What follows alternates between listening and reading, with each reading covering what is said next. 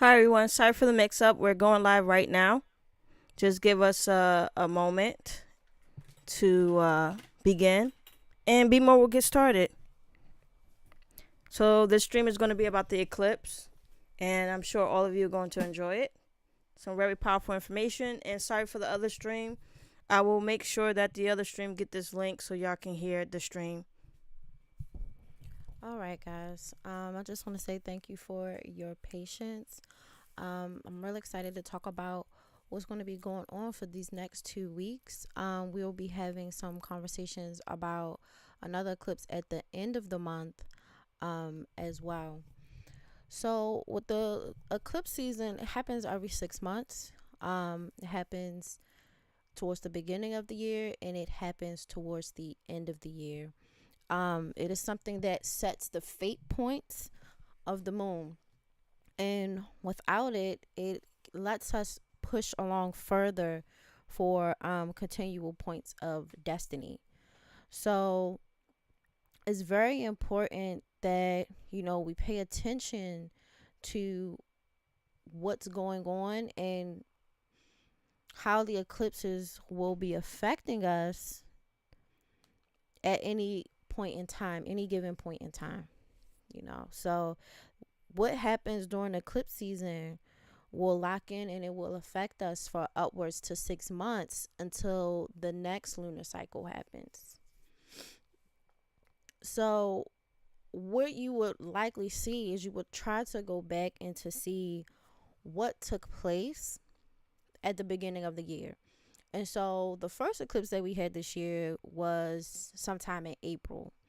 And so between now and April, you would like to go back and see what happened between then and now. Because once this eclipse happens in a few days, it'll lock in until next March, April, and then we'll have another set of fate points that will kick into gear. So this reading isn't really just for this month. It is this month, but it'll be a frequency that you have to experience upwards to 6 months until next spring. Okay. So what I noticed about this eclipse, we're in the signs of Aries and Libra, and Aries is the sign of self and who we are. But that's the last time we had a full moon. We're here now where we're having eclipse in the sign of Libra, and Libra is the zodiac of humanity. It is the only zodiac that is a tool. It's the only zodiac that's a tool. And so it is the placement of balance and how we even things out.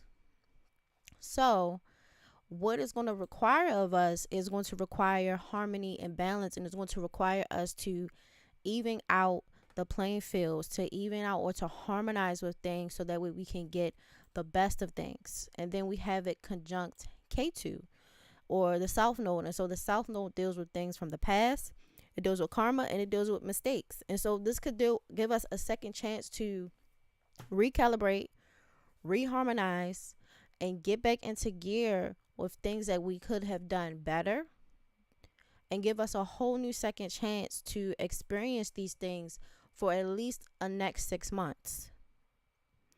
Libra is a Venus ruled sign, so it's going to rule more Venusian pursuits. So it's going to rule things like music, art, making things beautiful, fashion. It can rule partnerships.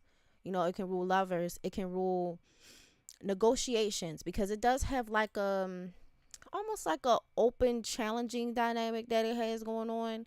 So we can get into things where we could be coming into agreements with people, contracts with people, negotiations with people, maybe some issues around court or some like legal things where we're trying to figure out what both people or more than one party wants from a situation, and how to make and get the best out of those situations for everyone involved.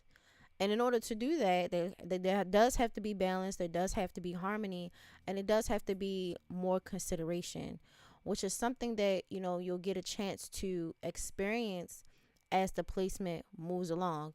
Hi, Steve.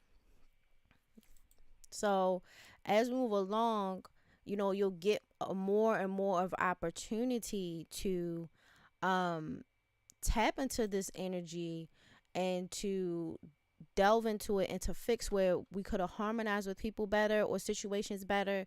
We could integrate well, we can negotiate or come up with a common way to deal with any of the issues that we had before that maybe we didn't handle it the best. We didn't make things as peaceable or as harmonious. So there are certain things from a lot of these placements that isn't as harmonious and more chaotic than it should have been, you know? So it's going to give you an opportunity to fix those things if you're up for the work. And because the work is going to be plutonic in nature and Saturnian in nature, it is going to require some things of you. But you, again, if you're willing to do the work, there's some rewards there to get. There is. But you would just have to be willing to just tough it out. So for everyone, this could be a really good thing. I talked about it last week. Can get a whole lot of things, but you definitely have to be willing to put some skin in the game to get it. Me and my Libra friend cooking on some business goals right now. Yeah, this will be a good time to, if you're willing to do hard work or like lay out good foundations and plans, you can see something like a business take off, especially depending wherever it's sitting on your chart. You can see something like that. But again, this is not a placement where you can halfway do something, Johnny come lately, sort of, shoulda, coulda, woulda. These really aren't placements that will enjoy that. It's really here to try to clean up or clean sweep anything that wasn't done properly. Hey, Topaz. So really, really have to just pull in and just do the work. Okay. Okay. So I'm about to start. So what is an eclipse? An eclipse is a new moon or full moon that's supercharged. In this case, this is a solar eclipse, so it will be equivalent to a supercharged new moon. It will mark a time of change and lunar passions, and the lunar nodes, which are Rahu and Ketu, or the North Node and South Node, are considered lunar passions. They're also considered the demon's heads or tails, or the dragon's head or tail, and they mark a time for which we can push for fate, but also act in a way that's either conscientiously reacting to certain things and responses, or we could be rebelling against certain things, or we could be acting more impulsive, almost like without thought. They last for 6 months, and it helps us to fast track fate. Okay. So traditionally, when people see the dragon or the demon in the sky, it usually can sometimes be associated with bad luck, especially when it sneaks around important lunar phases during the half of the year. I think people who see this as bad luck, I'm gonna be honest, it's probably for people who are struggling with lunar passions in general. But really, if you really are on it, you can fast track fate or fast track desires that you have to get things done. But this will require people to go with the flow of what is there. And sometimes egoically, that is hard for people. This is why they don't like them. Okay, so what are the planets that are involved here? We have Mercury, which the point of Mercury is to be of use, purpose, and to prove oneself. We have the South Node or K2, which is mistakes, karma in the past. And so dealing with themes around here. Then we also have Mars, force, action, and tools. We also have the sun and the moon. The sun is vision, who we are at our core. It can deal with heredity and vitality. We also have the moon, which deals with cycles, body, memory, and family. And so just laying out just a couple of these things, you see a general vibe of being able to go back, being able to fix any mistakes around of purpose. What do we have to prove? Maybe mistakes around our family, maybe mistakes around how we saw ourselves, maybe mistakes around our own health, maybe mistakes around our own force, how much force is appropriate to a certain dynamic. So maybe y'all got into some dynamics and you're being too forceful than what is appropriate. So this gives us an opportunity, just seeing like where the planets are lined up, and Libra being the sign of balance and harmony, it gives you an ability to harmonize and to balance any of these things that could have been out of order. Okay, so this will occur at 21 degrees of Libra. And if you look at this chart that I have set up, this chart is really set up for the United States, particularly on the East Coast. But notice that under the sign of Libra, at the tippy top, you'll see the sun, the moon, Mercury. You see all those planets up at the top of the chart. And that is what we're looking at right now. You see how they all like clumped together? This is what you're dealing with. So what placements will be most affected by this? Cancer, Libra, Aries, Capricorn. Really from 9 degrees to 29 degrees. And if you have these degree ranges, you'll probably will be affected in a more intense way than other people. Also, we'll do an honorary mention for fixed signs, particularly anyone with Scorpio, but Taurus, Leo, and Aquarius from 1 to 9 degrees. If you have any placements in that degree range, you will be affected as well. Elements that will be affected the most positively will be air signs. So Gemini, Libra, Aquarius, you guys have the best chance to have a good experience or the best experience when dealing with this type of energy, just because of the nature and where they're placed. Secondary, I'll say fire signs outside of Aries. Outside of Aries, I'll say Leo and Sagittarius.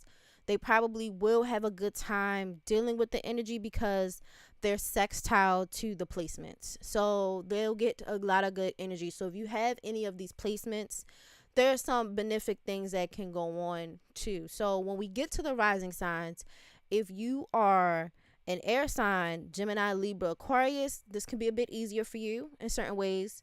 If you are a Leo or Sag rising, this could be easier. Now, don't get me wrong. Every rising sign has its challenges. Not trying to downplay, but this will be a bit more easier than what some of the other girls have. Okay, some of other people don't have this. They have other things, and it's a bit more rough for them to deal with. Okay, so why are Scorpios is in it? Y'all are in it because this is because of just where Mars tipped over into Scorpio. Now, the good thing for the Scorpios is that Mars is domiciled there, so it should not be too bad, but Mars is literally sitting at 1 degree Scorpio right now. So, yeah, that's why y'all are in it. Okay, so now we're going to talk about the zodiac signs and them being at play. So the first one is Libra. Libra is the 7th zodiac. It represents the scale, and again is ruled by Venus. And so this deals with intellectualism, communication, being social, and appreciation for beauty, design, and luxury. And like I said, this is the sign of humanity. This is the sign of balance and harmony, and wanting to harmonize with things, wanting to make things even and whole as much as possible, wanting to offset things. And so as you can see, we're just seeing the way things are lined up. This is where it wants to harmonize with other dynamics.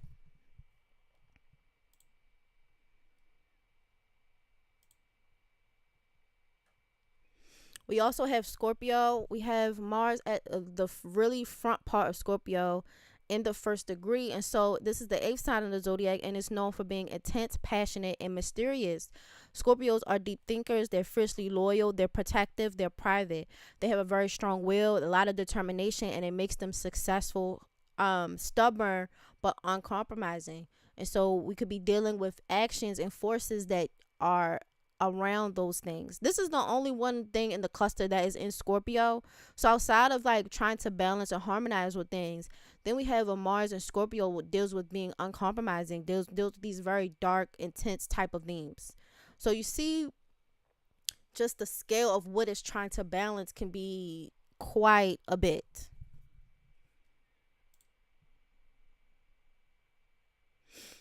So the zodiacs of what aspects the placement. So when you're looking at an eclipse or any type of lunation, you see how the planets are aspected to one another. You see how they're interacting in their behavior with the eclipse. That's what you pay attention to. You watch it in interaction with one another. And so in interaction with one another, it actually aspects quite a few places. It opposes Aries, and Aries deals with force, challenges, tools, blood, who you are, creative force, whether to defend or to attack. And so you see where we're trying to figure out what to balance and how much energy. Now, the placements that are in Aries are in opposition, so this will be quite of a struggle. This will be a struggle that people will be trying to experience or trying to get under control the next 6 months. Who they are versus who someone else is. Then you have Capricorn. This is a bit more on a bit of the issue side because Pluto is in Capricorn, even though it's one of the rulers of Scorpio.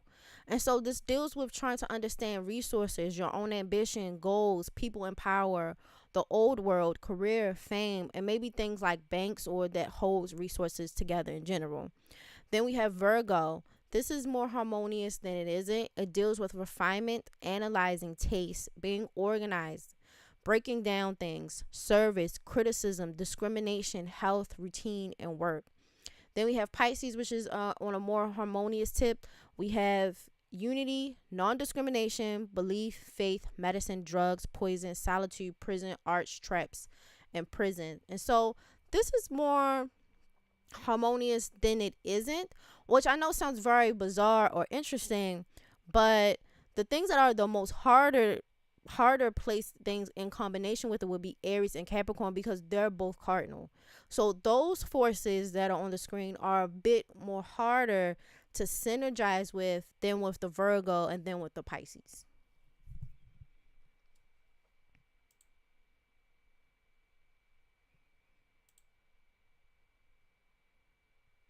So what does this eclipse means? This eclipse links with the South Node with planets like Mercury, Mars, the Sun, and the Moon in Libra.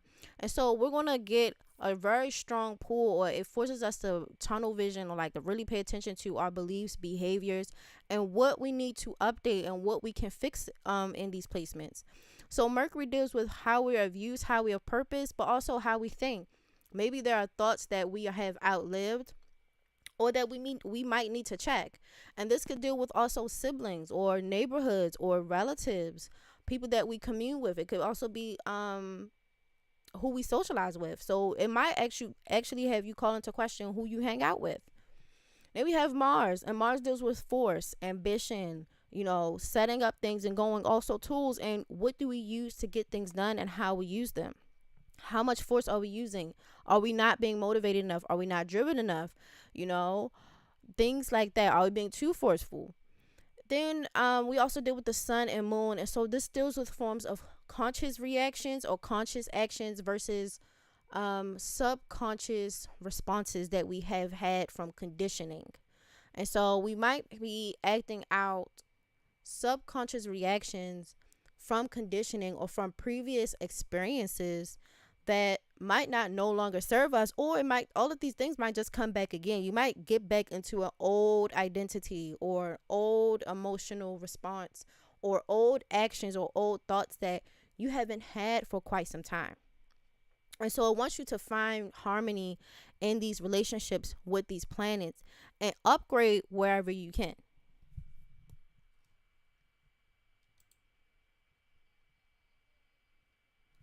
So when we look at the rulers of this placement, Venus is the ruler of Libra, and so with it being in Virgo, it requires us to be, and this is detriment, but this is where the work really begins. It really requires us to become more practical and detail oriented with how we balance things. Balancing things in general, because Libra is an Aries placement, that's not enough.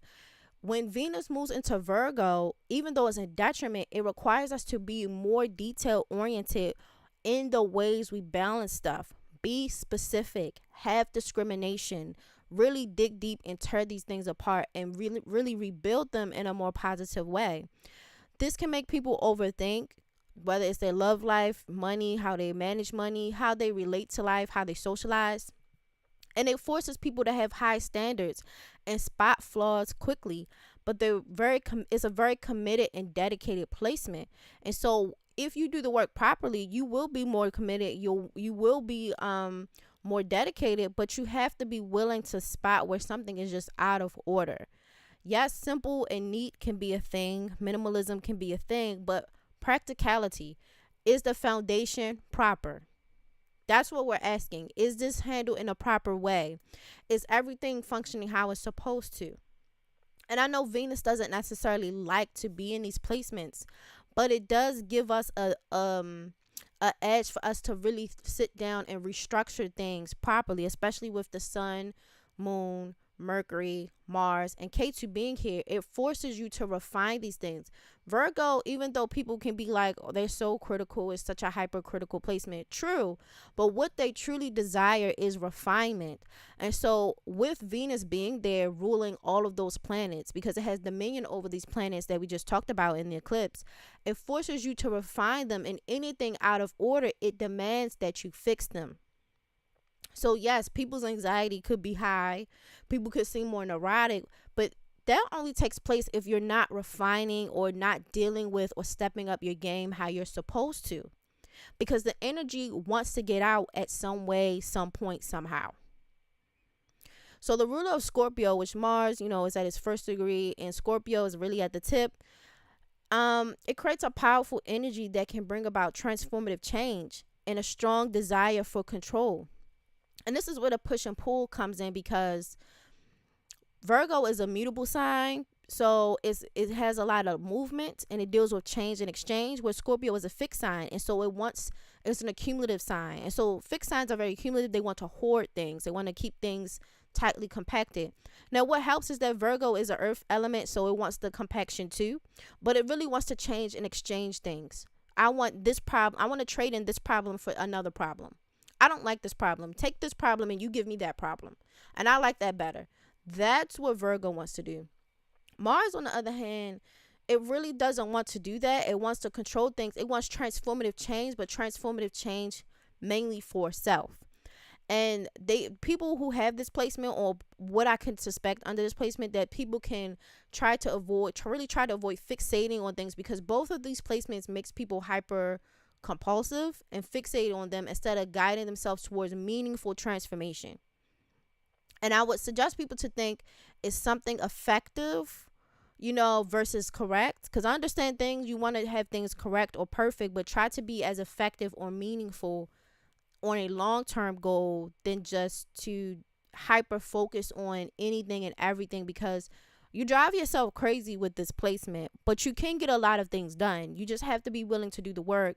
And you can't just get really confused with meaningless or pointless rearranging, or meaningless and pointless nitpicking.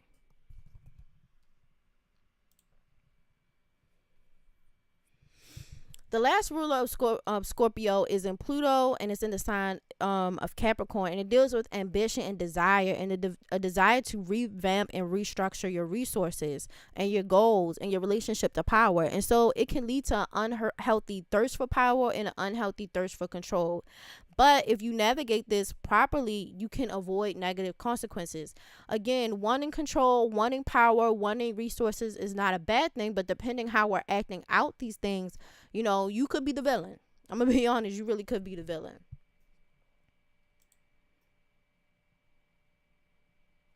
So let's get into the aspects and how they're aspected through the chart.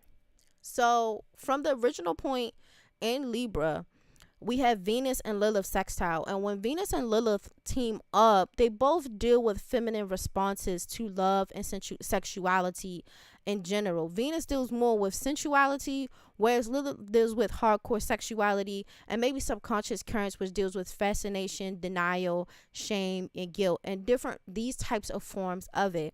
And so in the sign of Virgo, it can require people to strive for personal growth or excellence or perfection. However, with these types of things, again, I said Venus dealing with comfort and love, but Lilith dealing with shame and guilt, we can have power dynamics of rejection and issues with gender roles that can create tension, particularly in the bedroom where people are having sex, but also in people's dynamics where they're trying to make money. And so maybe people can be ashamed of how they're doing, how they're working with people, how they make money. Or, maybe the learning process of trying to restructure these things. Maybe there might be shame or guilt here. But this encouraged you to explore the hidden complexities and the depths of our love life on how we make money and try to have more meaningful and authentic connections, and also learn to like accept yourself and learn to accept these dynamics. Being ashamed to dismantle things and seeing where we have flaws or where we have insecurities or where we were wrong or where we handle something inappropriately. Just try to be brave and to really just sit down with it all open. Now, granted, this can deal with romance and sexuality, like I talked about before in a previous stream, but this can also deal with money because Venus deals with money, how we socialize, but this can also deal with, socializing with other people. Maybe people have some inferiority dynamics with socializing. Maybe they don't feel like they're the best speaker. Maybe they struggle to make friends. This will bring out power play dynamics due to shame. And so maybe some people will be overcompensating and how they socialize or how they interact with people. They overcompensate by, being overly critical or nitpicky either of themselves or of other people, depending where it's aspected. So as you can see, just with the first aspect, if yes, this is great for getting people in order and getting things in order, but if we're not careful, you see how it can get people into a slippery slope of starting off worse for wear. The next one is, the cluster that's in Libra is going to be trine Saturn. And so with this aspect, this creates positive energy to overcome obstacles and improve communication, gain self-understanding, especially of how we move the forces and things like that, because Saturn becomes a boundary. It can be a blockage, but it can also create structure. And so we have a better structure. We have a better understanding of how to maneuver or work through forms of society or forms of power. And this makes it easier to tap into energies of determination, communication skills, and also overcoming past karma cycles related to these things that are related to our identity and our feelings and our family. How much force we use. It allows us to overcome these things. But this will also require you to have more introspection and to gain insights into motivations and patterns of behavior while achieving greater levels of success and fulfillment. And so this can be quite positive because when Saturn is trying these things, whatever you worked hard for, you'll deserve. You have earned it. It give you more emotional balance. It makes you very good for deep research, fixing financial issues, working through existing structures and routines. But as you can see, with elements of like dealing with the complexities of guilt and shame and accepting who we are and tapping into our intuition and really just the good and the bad parts of ourselves, really accepting it. If we don't reject these things, you see that it starts to lay the foundation for us to be in a better headspace and to be more positive. But we will have to be able to be vulnerable with ourselves and possibly others, depending on what this is aspected, to get the full bandwidth of what this has to offer.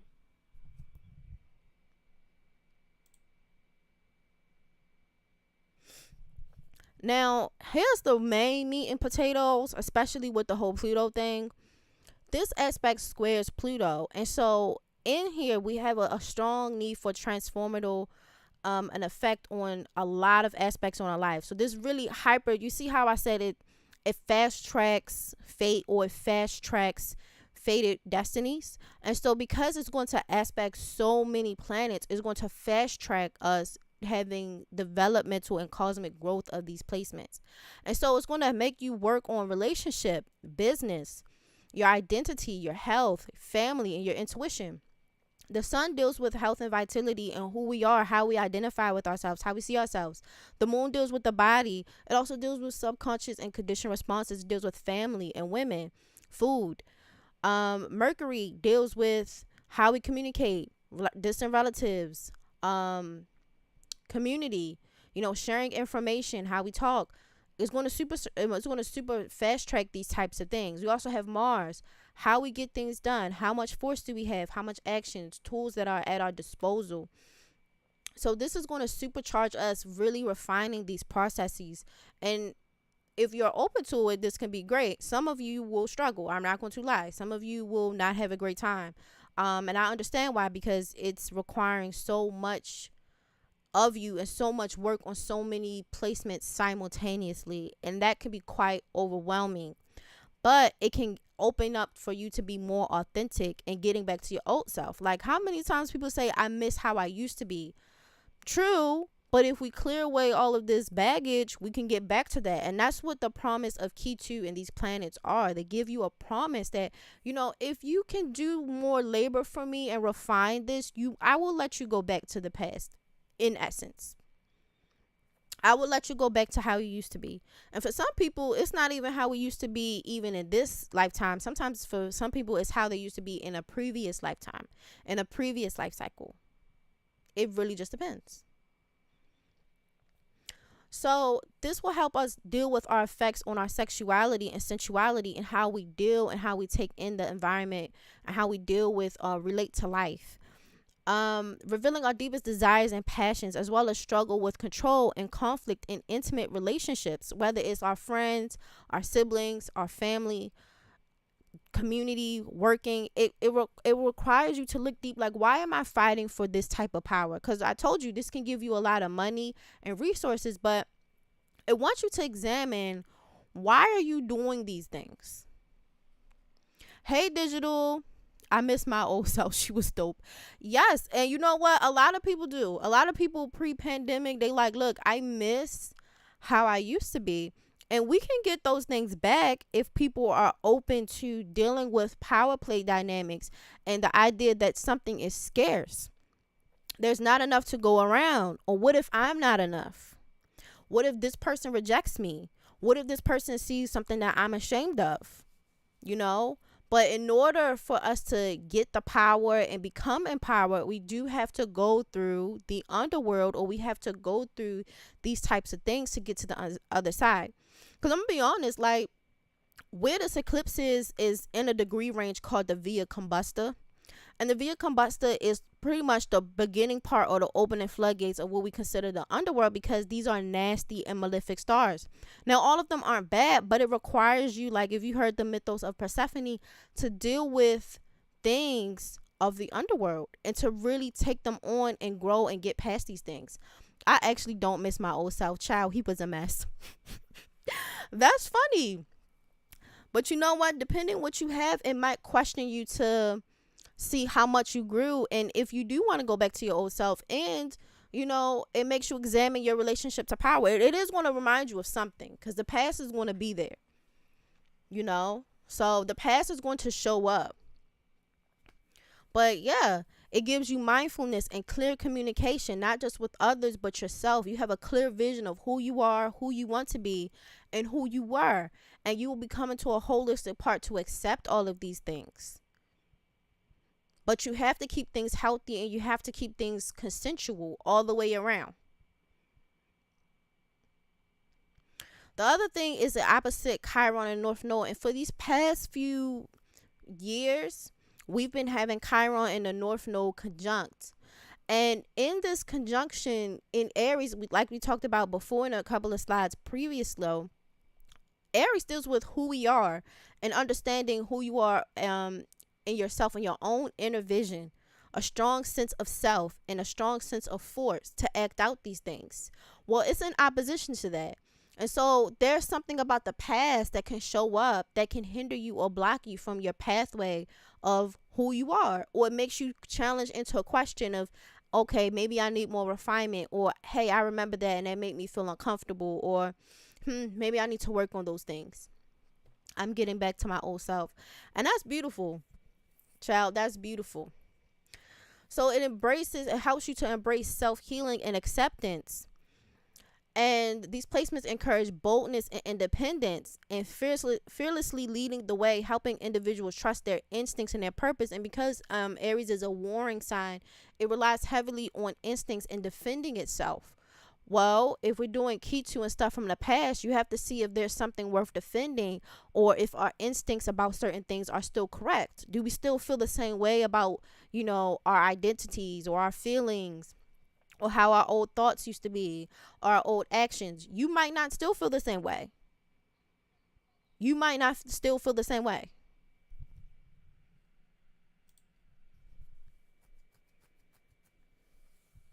Now, supporting aspects, these are coming out of Pluto because Pluto seems to be the main cruxus point of this thing. Pluto is the main meat and potatoes of where the deep transformation and the dark psychological aspects are coming, because Pluto, even though it's deeply transformative, it can be destruction, but it also is the lord of hidden wealth. And if we're able to dig, you can find some hidden wealth there buried. And so with it trying Uranus in these placements in the sign of Taurus, it's been in the sign of Taurus for a few years, it can bring transformation in the realm of finances, leading to more innovative and transformative changes and a potential for long-lasting growth and abundance. Being adaptable and open to new ideas is crucial at this time. And so now we're dealing with our old self and our new self and how adaptable we are to these new ideas. Are you willing to change?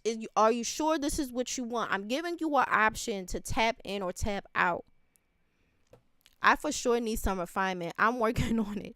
As someone turning 20 next month, I do feel like I've grown a lot in the past few years. That's great. Also, more great things have happened to me. So I'm so happy for you, Steve. But yeah, like, are you open to new ideas? And we're going to talk about the fixed stars and what the new ideas are. And some of the new ideas, y'all like, I don't know. But some of y'all, I know for a fact in the chat are open to these new ideas and are willing to explore these things. Some people, not so much. But there'll be a situational thing where it almost like the universe asks you, are you open to it? And you may say yes or no, because people have free will. You can say yes or no. But it is going to give you an option these next 6 months up until like March or April. So then it sextiles Neptune, and Neptune is retrograde. And so in this retrograde in the sign of Pisces is going to be a period of spiritual growth, healing, and change. Dealing with non-discrimination, unity, and harmony. This cosmic transit will invoke a sense of compassion, intuition, and psychic abilities. Promoting a desire to make a difference, embracing new possibilities, ditch old baggage, and let the universe guide you on your spiritual journey. And so this is what I'm saying. Like, the universe will ask you in a situation, whether it's sickness. I'm hoping it ain't no sickness, but I understand some of y'all have things in planets or placements that can be you dealing with health or new health routines and stuff like that. Or even dealing with psychological things. Some people have placements in psychological things where it's going to come up and it's going to make you think about things on a psychological standpoint. And some of y'all is externalized, like an external event. But it's going to ask you on, like, what do you want to do on this spiritual journey? Like, what do you want? Because we're working for this far, but I will give you an opportunity to make a choice. What do you want to do? And I'm telling y'all, because the eclipse seasons, they fast track fate. Whatever you decide is what it is. So I want y'all to think about it before making these decisions long term. And remember, we talked about it a few streams ago. Are the problems I have the problems I want? And are the problems I have are something I want to exchange or switch out? That's where we are right now. So as I'm reading these descriptions, y'all, I hope y'all get the vibe, but y'all see the vibe is it gives you a healing, but it's asking, are you open to new ideas? Here's an opportunity. What do you want to do? And you can say, hey, universe, or hey, God, no thanks. But be advised that this will be 6 months of it, which is cool, but you just got to be aware of what you're trying to do. You can say, sure, I'm okay with it, but be aware that you're going to be on this ride for 6 months. Child, I want to be better and fresher. I get it. But they're going to put you in a situation, and this is for everybody. We're going to be put into a situation where we have a choice. You see how we all got the choice here? How open are we? And I had to be honest, like making this slide, I was like, I in my mind, I was like, I'm open. Nobody can sway me, blah, blah, blah. Like, I want to be, I don't know, like when the girls used to go to Oprah back in the 90s and the early 2000s, like, or a Cher concert, I'm open. Nothing can hold me back. I just came from the Celine Dion concert. Like, all of that, because, like, those are the type of, like, inspirational things people used to do back in the day.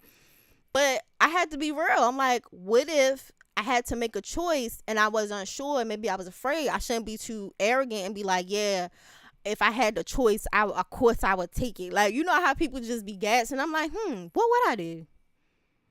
Because, I mean, it's coming. But, like, what if the universe did give me an opportunity? Like, how would I act? And I really sat down and thought about it, y'all. And I just want y'all to think. This is really food for thought for y'all. Like, I really want y'all to think about it. Because I'm with y'all. Like, I do miss the old me. I feel that. Like, I feel like, dang, girl. Because, like, I did used to do that. Or maybe I want to get back into that. Or, But sometimes we just have growth for what it is. I just want y'all to consider it. Because I'm telling you, like, I was a really, like, nah, because if it was me, blah, blah, blah. I'm like, let me not be too egoic, because I don't know. I don't know.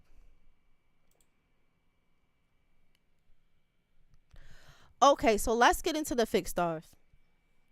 So where the eclipse is happening, we're going to have a few fixed stars, particularly with that whole sun, moon, Mercury, Ketu, Mars thing, okay?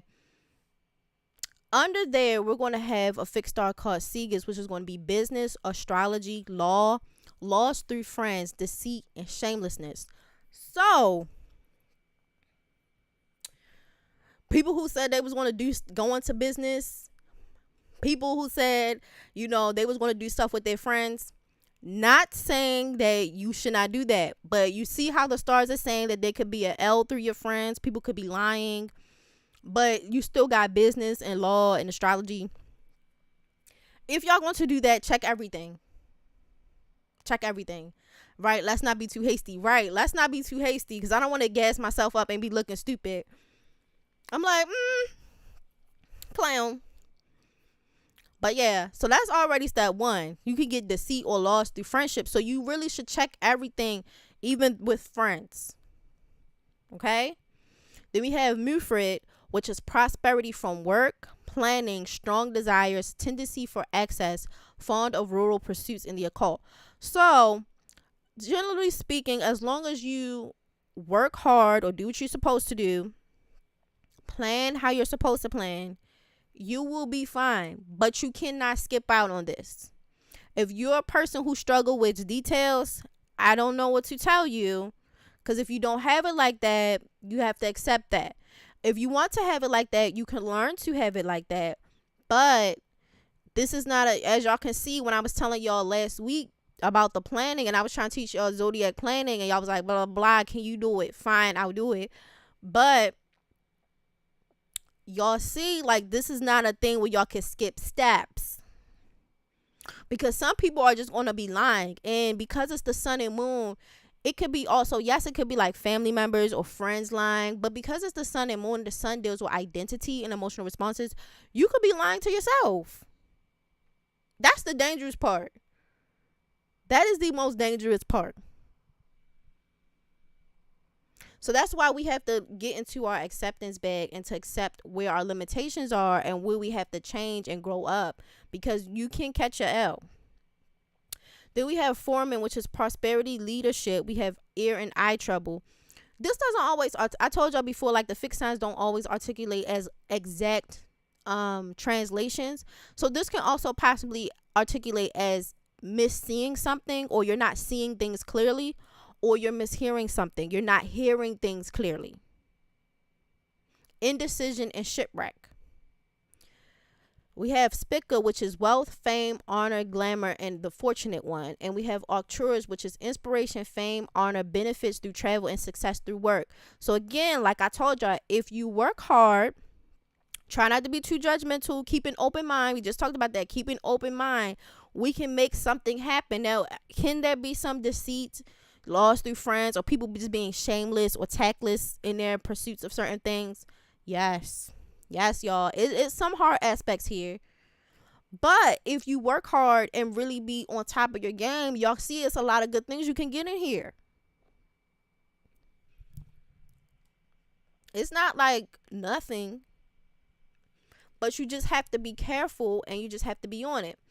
So we talk about Scorpio, which is also part of the cluster. It's in the sign, it's in the star Princeps, which is the ability to do keen research, studious, and a profound mind, business, government, law, science, art, and lies. So look, we got lies and deceit more than once, but it did say y'all do research. And Scorpio, y'all heard me read it, it's a covert sign, so y'all gotta do on some secret agent-ish, looking and seeing what's tea and not just jumping off on some stuff. Be studious, because you could be had, but honestly, if you do your work and you plan properly, you can get your little reward, but you have to do the work. Y'all see what I'm saying now? Hopefully it makes sense. Now the opposition. There's an opposition to Aries. With all of these things I just read, it's going to have a hard time integrating these things. And so this deals with having a hard time to integrate grace, popularity, independence, honors, issues with isolation, depression, accidents, immigration, shipwrecks, success in public office, ecclesiastical success, and unifying influence with groups. So sometimes even just being harmonious is a problem. Being independent is a problem. Being popular could be a problem. Depression could be a problem. So I can see people feeling like they need someone or they need something. And this can be sometimes, depending how y'all charts are set up, depending what rising signs y'all have, where y'all want to get back into old things or familiar things, but they're not for you anymore. Or they could be for you, depending how they're aspected. But being okay with whatever new identity and old identity, they need integration. And so even though we can have success, there could be a struggle here. We could also have new identities where it struggles with isolation. The new identity struggles with depression. Now, granted, we can be more popular or we have more grace. So you see how we are more graceful now, but maybe before we can be more shameless, or we could have been more raggedy, which some of y'all admitted to in the chat that y'all was raggedy before. But y'all see what I'm saying? Like, y'all, we're going to get into situations where we're going to meet the situation head on. We're going to meet the situation head on. Who we used to be and who we are right now. So Pluto and Capricorn, this is the main point that squares, and this will be the thing that kind of bridges the gap and really where you have to refine. The first star is Peacock, and it deals with vanity, love of display, long life, and sometimes fame. Do you want to be seen? Are you trying to flex on people? You know, are you vain? Do you care about optics? Then we have Terabellum, strength, power, rising life or rising up, riches, cunning, and disgrace. Then we have Terazad, spoil, plunder, imagination, strong passions, will, clairvoyance, fame, powerful mind. Then we have Sham, combative, opinionated, jealousy, danger of death and battle. Now, I'm not expecting y'all to be up here on some Braveheart-ish, but y'all do see like being vain, wanting to be seen, wanting to do some social climbing, wanting to be with the it girls, possibly having strong passions and imagination, being combative, too opinionated, jealous, and by death and battle, clearly because no one's going out in the street challenging people to duels like that. So this could be getting into fights and arguments that could be the end of certain things, or they can change your optics, or maybe it affects your social standing, or can get you into trouble. You might not actually die, but maybe you get into trouble. Then we have Arboreal, which is contemplative, cultured, artistic, congenial in appearance and dispositions. And then we have the Eagle, Altair, which is sudden ephemeral fortune, impulsiveness, courage, accidents, astrology, and writing. So these are actions that we can take, but these are also issues that we have to work out because this can get us into trouble. And we talked about Capricorn and Pluto dealing with its relationship to power. Now we have Venus and Saturn. Venus and Saturn are opposite to each other, but they're trying to this eclipse. And usually when you have Venus and Saturn in these aspects, it deals with commitment and relationship dynamics. And it's going to ask you, how committed are you? And so either people are going to be very committed, or it's going to present a distant, like a chill, like you don't want to mess with nobody no more. You want to be done with it. That's why I said, like, doing research on who you friends with, your old life, this will be the thing that seals the deal. Like, oh girl, I'm done with you, I don't hang out with them no more, it's something wrong with them, or I want to break up with this person, I don't want to be friends with this person no more, or I don't want to be how I used to be. And this really solidifies those thoughts and opinions about the matter, because Saturn and Venus acts for commitment, and if there's not a distinct commitment in a very devotional way, it wants to stop, it wants to sever all ties. Whether is with an old life of you, like my old self, I want to be done with it, or even if it's with people, different things, you want to be done. It's very, very short, it wants to be done. So in Virgo, with Venus, it has generous, noble, peaceful, fearless nature, the ability to take on prominent and responsible positions, spiritual insights, creativity, and violence. It does have prospectors for gold, silver, ministers of money, and burning to death in your own house. This doesn't mean you're actually going to do those things, but people who are ministers of money or who are prospectors of gold, they dig for things that are worthy or wealthy, or things that have value. And so remember, we talked about earlier how Venus in Virgo wants to refine things so that way it can be perfect, or it can refine things so that way it can show its brilliance and how valuable it is. So that's what it's looking for. It's looking for refinement to show people how valuable and how refined something is. I'm thinking about ending a friendship, but I be feeling bad. Baby, I don't know what they're going to do in this next 6 months, but they're going to do something where you're going to be like, oh, I don't feel bad. I'm not trying to be smart, because it's lost through friends, deceit, and shameful. I'm telling you, they're going to do something where you're going to be like, nah, I'm all right. And also remember, everyone, that BMORE has a cash app for people who want her services pertaining to reading your own personal charts. And then she also has a Patreon. Make sure y'all support. There's a lot of things happening, as you see, with what's going on in the world. Of course, we're not going to get into details about Israel and the Palestinian issue on here on her stream. But a lot of the things she breaks down, you will be able to apply it to every situation. Your individual situation at home, global situations with other countries, just a lot of different things. Thank you. And that was a commercial break from our advertiser. So that's sponsored by Hey Chippendale. But yes, just the they saying how are you, and they saying hello. I'm doing great, guys. Just to tip some things off of y'all. Yes, I do have different packages. If you're on the Patreon, you get $10 off of any type of package that you want to get. It's $10 off of anything. But I also have this current package for a planetary planner, where I will come up with an itinerary for the best things to do on specific days based off of your zodiac chart. It is only $20, but if you are on the Patreon, you're a member, it is $10. So if you're a Patreon, you do get discounts. If you're not, well, you pay what you pay, but you do get $10 off. So back to our feature presentation. So as you can see, they laughing. As someone who has a Venus and Pluto in the first house and Aries in the 9th house, how do those placements mix with the eclipse? Woo, chill. That's not digital. That's Topaz. Oh, I'm not surprised. I'm not surprised by Topaz. Yeah. Not shocked. No offense. No offense, honey, but yeah. As someone who has that in the first house, I think you said you had Sag.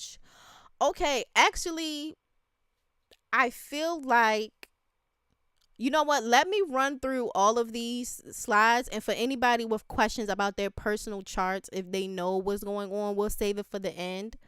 But let me just run through some of these slides so that we can go over, because that is interesting. And I do have a response to that.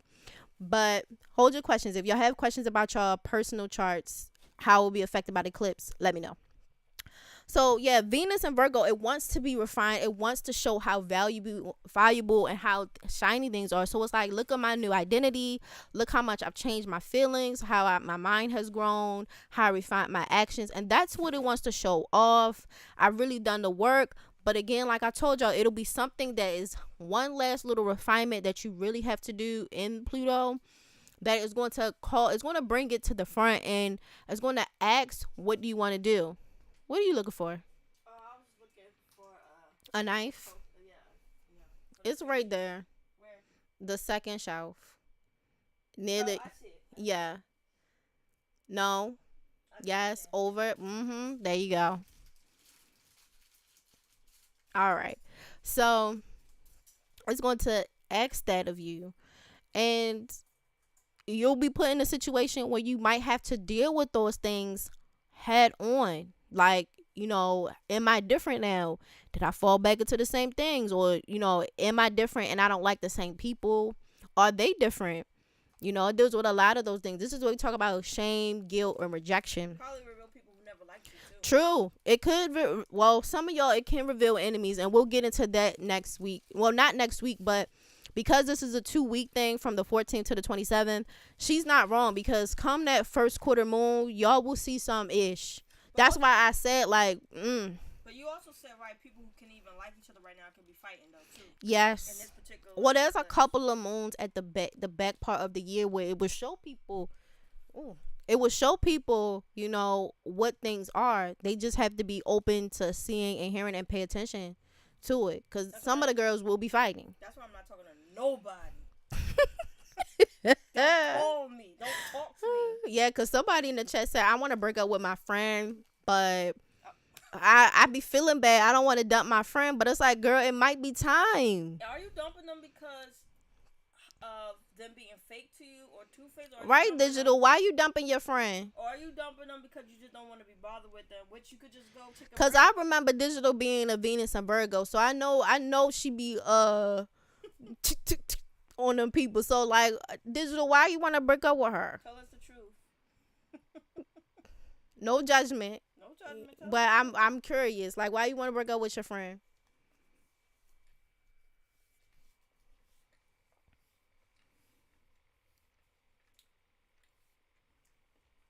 I will wait for her reply. But yes. Don't tell me no pimp stuff though. Don't tell me all because we slept with each other before. Oh, you know what? T. But see, I told y'all that whole Libra thing is friends and lovers thing. So I don't know. Maybe you don't want to dump them because they let you get into their little their private areas. Libras be all over the place. They do. ASAP was friends with Rihanna. They slept on and off. And then, but he finally bagged it though. But my whole point is Libra and Capricorns be having sex with friends and coworkers. They do. They do. That's all I'm saying. I don't know, Digital.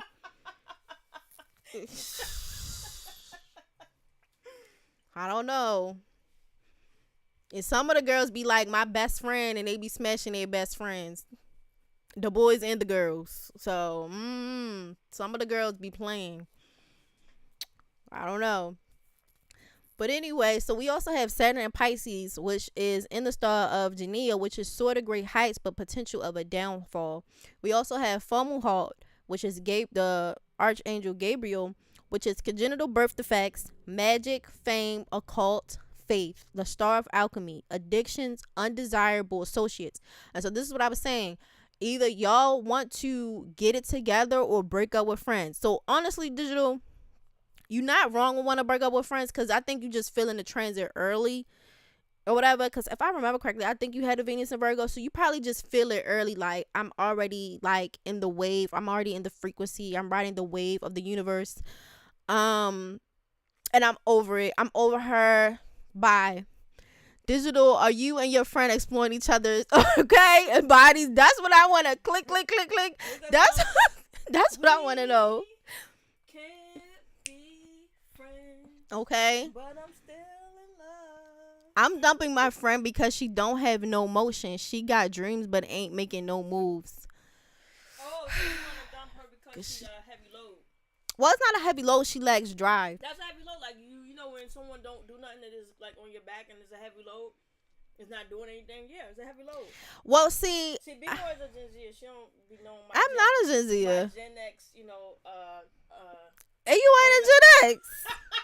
What in the world? Well, see, the thing about sometimes people who lack drive, and I wonder what her chart is, because she might got to take some herbs. I'm going to leave it alone. But sometimes it's a chemical imbalance. She might got some hormonal things off.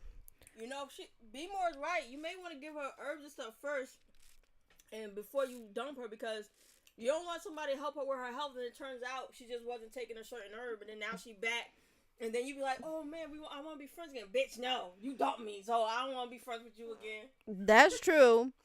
But also too, if she's just lazy, which is something completely different. When people lack drive, it encourages resentment and rage and depression, and so they can become envious or jealous of other people who are going out and doing those things because they have a whole lot of Mars energy that they're not acting out, and so they can have a lot of depression, but they can also have a lot of rage and resentment. And you don't need nobody like that, because then they can borderline into some secret enemies. So I don't know. Let me see. She said no, she had a crush on me, but she's straight. So that if she had a crush on you when you a girl, how she straight? I'm not playing this. For someone who had that issue before, okay, how it works, and also when it comes to chemistry, sometimes someone who usually don't have interest in the same sex can sometimes have a crush, a one-time thing, a minority of the time, on someone who's same sex. I've seen it before. So when you say crush, do you mean just like a girl crush? How people be like, "This is my favorite celebrity," or like crush, like I really was into her? Either or. I had that happen to me before, and it's. Yeah. I'm sorry, no. And digital's making the right decision, because you don't want to. I don't know. You don't want to, like, if someone's default is like man to woman, woman to man, and that's their default, and then they kind of getting kind of blurred lines with you.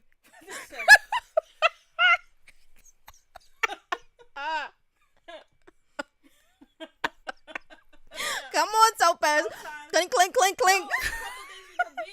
You can actually be in that minority of attraction where they usually don't have that, or that person is closeted. So I don't know. Well, you know what? I don't know if digital want to tell homegirl all business like that, but I'm still squinting side eye, especially since she sitting on all this Mars energy. So it sounding like a closet. You that could be true too. That's probably why she can't get nothing done, because she start moving a little bit and she fake chowing on something. I'm not. No. I've seen both before though. I've seen someone who has been closeted and it's because of the other thing. I've seen both. Okay, hold on. She said it's been 9 years having the same convo and I'm tired. And a crush, she projected. I liked her. I think she said I liked her being into me, but like, bruh. Why or is it be for real? Well, Libras always be having stragglers around them because they be so into themselves. Why you do that? And 9 years you did that. No 9 years? And you knew it. You bad. You and her crazy. 9 years of a will they, won't they? Like, will y'all get together or not? That is long. That's some Gen X, why did I get married ish. It is. And y'all not even that old. Yeah, you know. I just kept her around because she was always feminine. That's the Woods, brothers, soul food. As a true bisexual, I don't have this issue. Listen, okay. I need her to figure it out. Because that's what I'm saying. 9 years is a long crush. That's why I said closet. That's why she can't. Her Mars energy is locked down. Because if she she put in a little drive somewhere. She's on somebody's daughter. Sorry, she's up in somebody's daughter. She better go ahead. I just want to try to be a good friend. That girl ain't trying to be no good friend. We don't do that to friends. I don't know nobody who be smashing friends and be like, we just friends. No. Girl, shut up.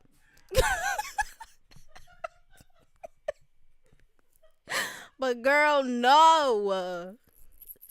I don't know. I you know what? I don't want you to feel peer pressured, but something not right. Sorry. Like, the math ain't mathing. 9 years. Come on now. Anyway. All right. So supporting fixed signs. So Pluto will positively aspect these two placements in Pisces and Taurus. So it's going to positively aspect Bellatrix, which deals with being talkative, accidents, sudden dishonor. Capella, which is curious, open-minded, powerful friends. Fact, which is talent in art and science. Elnath, which is luck, fortune, success, quarrels, and headstrong. Alnilam, which is breathe fame, quick temper, scandal, and our hacker, which is honor, wealth, power, greed, and aggression. And as you can see, it's going to, where I said open-minded, it's going to ask you how open-minded are you to new things. Okay, let me see. What's crazy? She wants to meet my family. Girl, y'all are dating. No, I'm sorry, digital. Don't take that. You, nuh-uh. Because this is why you don't mess with no closeted people. Because it ain't have you doing gay stuff. And then y'all not really together. You can't get married. You can't do nothing. No. F out of here. You feel pressure. Get rid of her. She trying to have you be in a relationship without trying to claim you. That you don't get none of the benefits. And I'm sure if you brought a boo around there, she'd be chasing them off. No. And she sound like one of them girls, you bring your friend around and she be like, I don't like her. I don't know why, but, you know, I'm your only friend and I don't want to hang out with none of your other friends. Just being toxic. No. She better go ahead. Because if she wanted to get with you, she know how to do it. People know how to open their mouth and eat McDonald's. No. She running game. I'm sorry. That's shenanigans. But she don't want to claim you. Honestly, and I'm going to be for real, because sometimes people don't understand things because we're used to certain gender roles. If this was a man and a woman and somebody was getting strung along like that, y'all, you would think, no, get rid of them because they stringing you along. It's the same thing. She just playing the front angle. And she never locked it down. Get out of here. Sis says she not good at it. But yeah, not friends. Talking about something, I want to meet your family. That's stuff people do when they dating. I'm not dating you. She better piss on the pot or get off of it. If you ain't, get off the pot. Knows how to open their mouth and eat McDonald's. Period. They be eating chemicals all day. And then gonna tell me they can't ask you on a date, but then they can try to slide to your family. Girl, no. Standards. But y'all see what I'm saying? How this coming to a fruition? Because we only 2 days into it. So a lot of them planners locked in early in October. So you should be feeling it now. But no. She better ask you on a date. I don't care what y'all genders are. They don't be letting people treat you like that. F out of here. If she like you, they can ask you on a date. Not claim you, but then be like, yeah, let me meet your family. No. What kind of mess is that? Anyway. Then you have Pisces, and this is Neptune, it's going to aspect a star called Mercab, which is with violence, honors and riches, the star of sorrow, literary and legal problems, accidents, and sheep, which is imprisonment, murder, suicide, drowning, and extreme misfortune. So, not saying y'all again will be experiencing all of these things, because I'm not trying to have y'all leave and like be really, really triggered.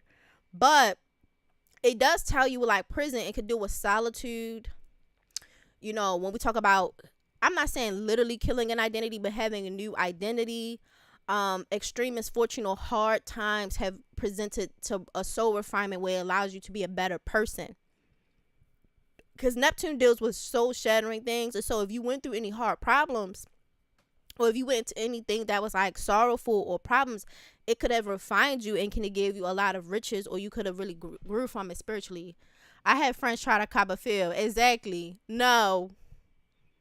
Standards. This is what I'm talking about. This one asks how much y'all grew and how much standards y'all have. No, y'all out of y'all mind. That girl out of her mind. Digital, run for the hills. Run.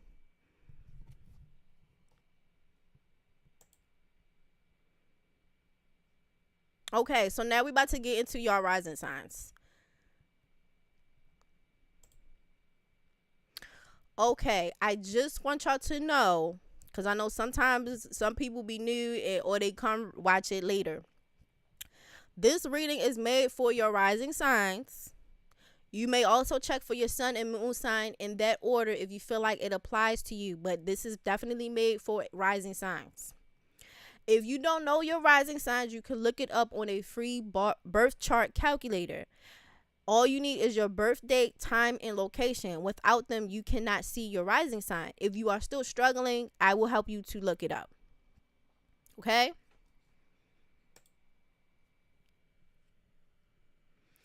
All right, so we are going to start with Cancer risings. So this eclipse is going to happen in your fourth, which deals with home, relocation, new members, and improvement. This can also do with hidden elements or childhood elements, dealing with your childhood.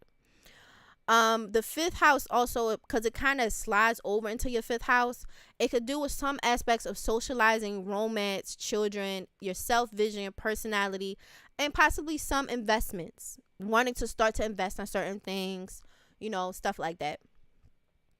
The work. So you see how Pluto, you see in the seventh house, if you're looking at seventh part, you see how it kind of makes like a little rectangle, a red rectangle, and it breaks off, and that's the point. So you see it's a red line from the bottom and the 4 and the top and the 10, but that red right angle is in the 7th. That is called a T-square, and that part of Pluto, which is in the 7th house, when you look for the number 7, that Pluto, that is the break point where you're going to have to work energy there. Now, it's easier than the opposition of the 180. The Pluto puts it at 90 degrees, so you can take some actions to deal with this energy a bit better than the opposition. So that's what we're looking at.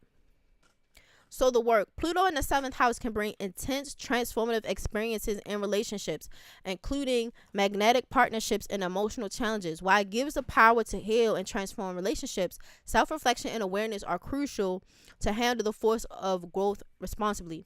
Also, y'all can have relationships with people and they act a certain way and you like, wow, B, you really switched up everywhere. Like, people, you really looking at people, I didn't even know you had that in you. Like, that's how raggedy they was. You like, dang, you blew me, because I really didn't think she was that raggedy, but lesson learned. Now, come next week around the 22nd, this is the first quarter moon. And so outside of the new moon and the full moon, we have quarter moons in between where the transiting moon goes through all the zodiac signs, all 12, but it creates a hard angle to the moon points in the new moon and the full moon. So it creates a hard angle in between. Some people are struggling because they're waiting for the new moon and the full moon to do some things, but the quarter moon does give us a little bit of leeway to deal with this without dealing with hard oppositions and hard conjunctions. And it allows us to work through things a little bit better. So for Cancer rising, the 7th house deals with close relationships. Partner interactions are the focus, but you have to deal with competitors. Learn to compromise, and it's a possibility for marriage or commitments. I also want to say, come the 22nd, and this is for everybody, people can deal with possessive family members or women, controlling family members, they're manipulative, they're controlling. It could be family members, the public, people of power, and they could be controlling and manipulative and very dark in nature. And so when this come around, you could deal with stuff like that. This also would be a good time to clean out and declutter things and detoxify either your body or clean your home out. But come the 22nd, you're going to deal with things around these types of things. So for Cancer, you might have to learn to compromise with people, but also understand that there will be people that are going to literally try to stand in your way to keep you from accomplishing things. You also could be getting married or engaged. But I will say this for Cancer risings. Anytime you see Pluto in the 7th house, this is going to be a rough ride for relationships. So if you do get a marriage proposal or you do get engaged for Cancer risings, I do want you to take your time with any relationships, because this is not necessarily a beneficial placements for marriage. It's actually quite raggedy. It actually equals divorce when Pluto is in your 7th house. You shouldn't be getting married anyway during this time unless you want to. I mean, unless you live in the underworld. I don't know. Girl. And also, just to say this real quick, I don't feel pressure for nothing. If I don't want you to meet my family, you're not meeting my family. For real. Like, she better go ahead. And I ain't doing no billies, not even no gay ones. You better go ahead. You letting a closeted woman bully you. Yeah, because she is closeted. I'm sorry. And the closeted people be the worst. They do. That's like, if you stay closeted, girl, you run. You run because they crazy. All right, so now we're going to get into Leo risings. So for Leo, this kind of splits between your third and your fourth house. So yes, for Leos, this could deal with some relocation, possibly an improvement in the family or hidden aspects or whatever. But a lot of this takes place in your third house, dealing with siblings, relatives, neighbors, neighborhoods, communities, projects, higher level of communication. It's good for test taking, running errands, quick getaways, sharing and gaining practical information. But your Pluto is in the sixth house. And so within the sixth house, it could do with transformation in your work life, your daily routine, and health. And you might have to detox at work. There can be some very hard and ruthless dynamics at work, or dealing with the public, or dealing with your health. And so you might have to start doing detoxes to get your health under control. However, it's crucial to maintain a healthy balance and to avoid workplace drama and obsessions. So for Leo risings, people can be quite annoying there. So come next week around the 22nd, for Leo risings, y'all can have an opportunity to start a new job or to start a relationship with a coworker or a boss. You would just have to check your ego. There could be a stupid. There's a possibility for new routines, pets, buying appliances, being of service or repairs, and a possibility of rumors being spread, especially since it's the sixth house and the moon will be conjuncting Pluto. And I told y'all, either public or women or family members will be starting rumors. And because it's your sixth house, maybe for Leo risings, y'all start a new job, a bitch start drama with you, or it's drama at work. I understand there's a possibility to make a new relationship, but again, when the moon and Pluto get together, it's a raggedy thing, so try not to get into too much workplace drama. Don't be into nothing, just pay attention. She said, we ran into my mom somewhere and she still feels some type of way that my mom was overly friendly. Shaking my head, that was years ago. She got jealous of your mother. I told you, when they sit on all that Mars energy, they get really jealous and resentful because it has to come out somewhere. No, ma'am. Get rid of her. And so what she want to do, beat your mother up? She got to go. And I don't want to hear she got a man because he dumb. Because if she got a man, he dumb or he don't have no gator, which I'm not reading really like that because there's some people who don't. But she got to go. Because she don't get to try to be with you and not really do no work or claim you. That's whack. You ain't doing that around here. We with people who claim us.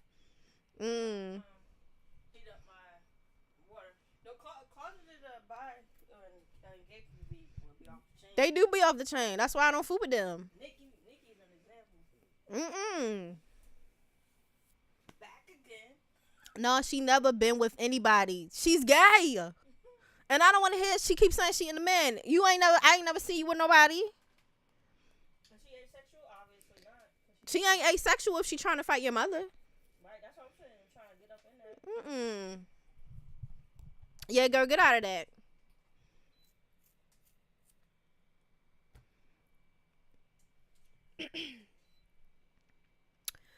Okay.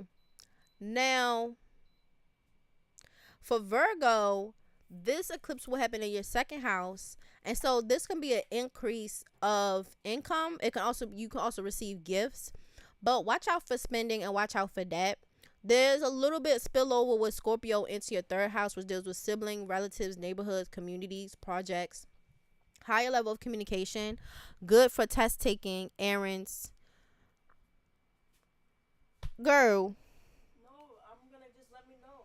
I can't because you have to see the numbers. Fine, go ahead. And if it gets too hot, it's going to bubble. Fine, go ahead. Thank you. So anyway, stop it at 170. And hit when you hit the little on button, double tap it. That's how you stop it. Okay? Okay. So neighborhoods, high level of communication, good for test taking, errands, quick getaways, sharing and gaining practical information. However, when Pluto is in the fifth house, this is associated with creativity, self-expression, and children. This can also lead to bursts of creative energy and unconventional expressions or forms of expression. Whether it's children, maybe your children aren't acting how they used to. This also deals with lovers and socializing. So maybe you have a lover and your lovers aren't acting how they usually do. They can be quite dark and controlling. But it may also result into micromanaging and conflicts. Also, because the fifth house can deal with forms of sexuality, you can also be experiencing more darker forms of sexuality that you might want to experience, and that actually might help you in your dynamics. I don't know, but like I said, the Lilith and Venus thing does deal with sexuality, and it is in your first house. So if you see the front part with Virgo and Venus, it is in your first house. And so maybe there's a part of your sexuality that's being too suppressed that you need to work on releasing. And it might actually help you from overly spending and trying to cope in other ways. You just have to be honest about that. So self-awareness is key. It can be turned into something amazing. Avoid extreme sports and watch your investments. So come the 22nd, again, this will happen in your fifth house. So it's going to deal with romance, socializing, children, your inner self vision, your personality. Again, it could deal with investments and extreme sports, stuff like that. But again, like I said, this dynamic could be controlling and manipulative. So y'all keep your heads on the swivel, because I told y'all there's a strong air for deceit and lying. Y'all have to pay attention, because you have to keep your eyes open to these things.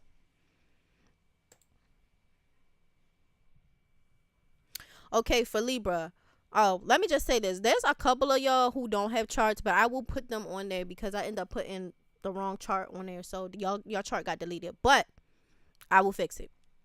So for Libra risings, this will deal with your first house, and so you'll be more popular. This is a good time to review your weakness and strength. You can also get into new hobbies and or change your appearances. Because Scorpio pushes into your second house, you can get more possessions. You can get an increase in income. You can also get gifts. But again, watch spending, watch your debt. Pluto is in your fourth house, and so this is home and family and security. And so this can deal with transforming your journey in these areas.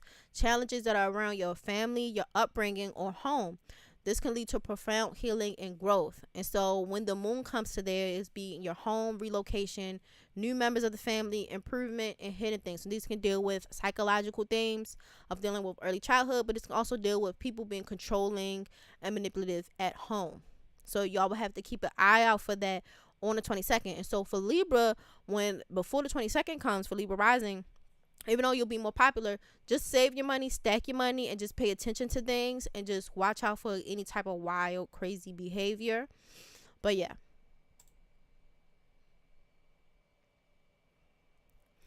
Okay, so for Scorpio rising, a little bit of this will be in your first house because Mars is in the first degree of Scorpio. So this too would deal with popularity, reviewing your weaknesses of strength, new hobbies, or change of appearance. But the bulk of this will be in your 12th house. And so for you guys, I would really encourage y'all to be very careful, because confidential information can get leaked. All the Scorpio risings or people with predominant Scorpio placements, if you have enough of them, your private information can get leaked. And so you should try to go look around for any private information or anything that you just don't want out now, and just watch who you speak to, watch what is said in general. Also review the past 6 months, like we talked about with the eclipse season starting from April up until now, because this is in preparation for your new moon in Scorpio. So the new moon in Scorpio is coming up November 23rd. And so I will be honest, anyone who leaked your information or was telling stuff about you that you didn't know, by November 13th on that new moon, when that new phase starts the next month, you will know who did it. Scorpio risers or people with predominant Scorpio information, well, predominant Scorpio placements, particularly Scorpio risers, you will know who said what about you. This is for Scorpio risings. Yes, this is for Scorpio risings. But if you feel like this applies to you as a sun placement, because this is in the 12th house. So if you have a lot of Scorpio placements in the 12th house in particular, because sometimes it's a Scorpio rising, but not always. Because some of y'all could be like midway, a little bit of Sag, but still have some Scorpio risings. Somebody could be running your mouth about you, and you'll find out by next month. Hang tight. And keep your business to yourself. Cause y'all got a thing with a little hater coming up, and we'll talk more about it because y'all got one more eclipse at the end of this month. So we'll talk about how to gossip and all these people just running their lips, especially about the Scorpio rising shout. People are running circles. They just gossiping. And I'll say anybody with predominant Scorpio placements in the 12th house. I have a Scorpio sun in the 12th house. They probably talk about you. Somebody might probably running their lips about you, especially since your sun is in that house too. So it's a strong possibility.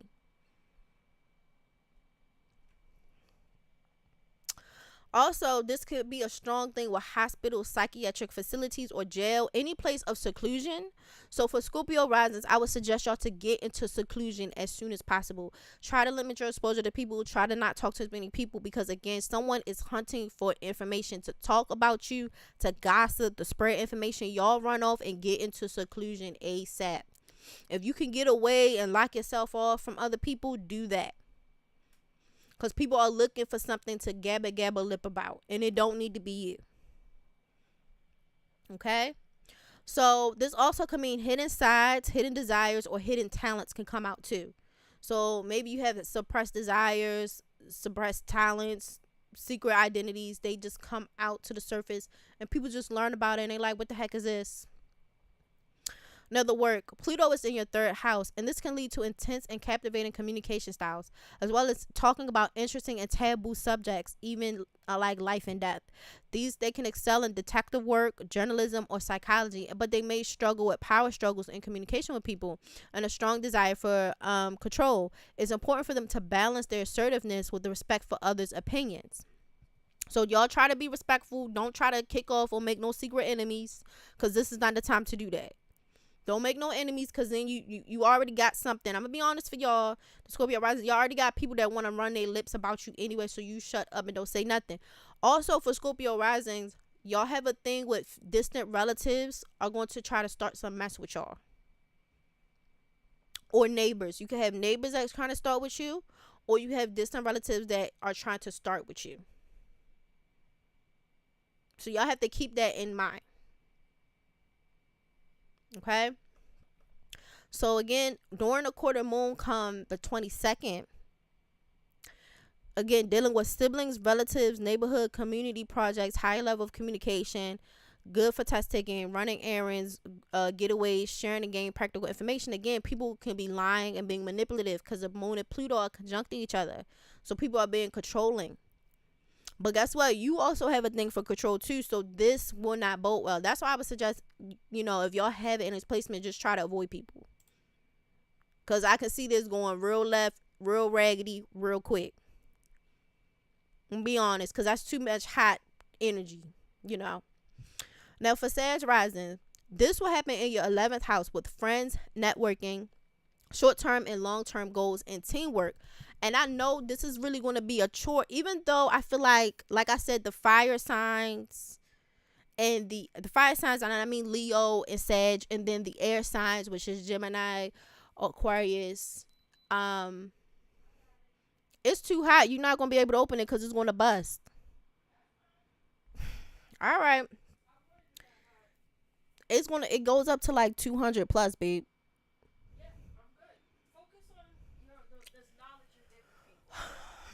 Anyway, thank you.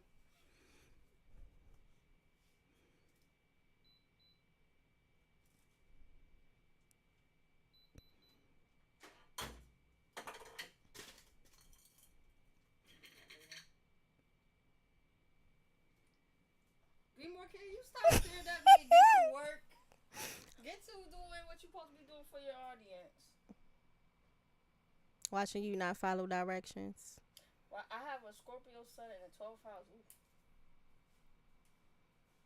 Make sure you open that away from yourself. I know.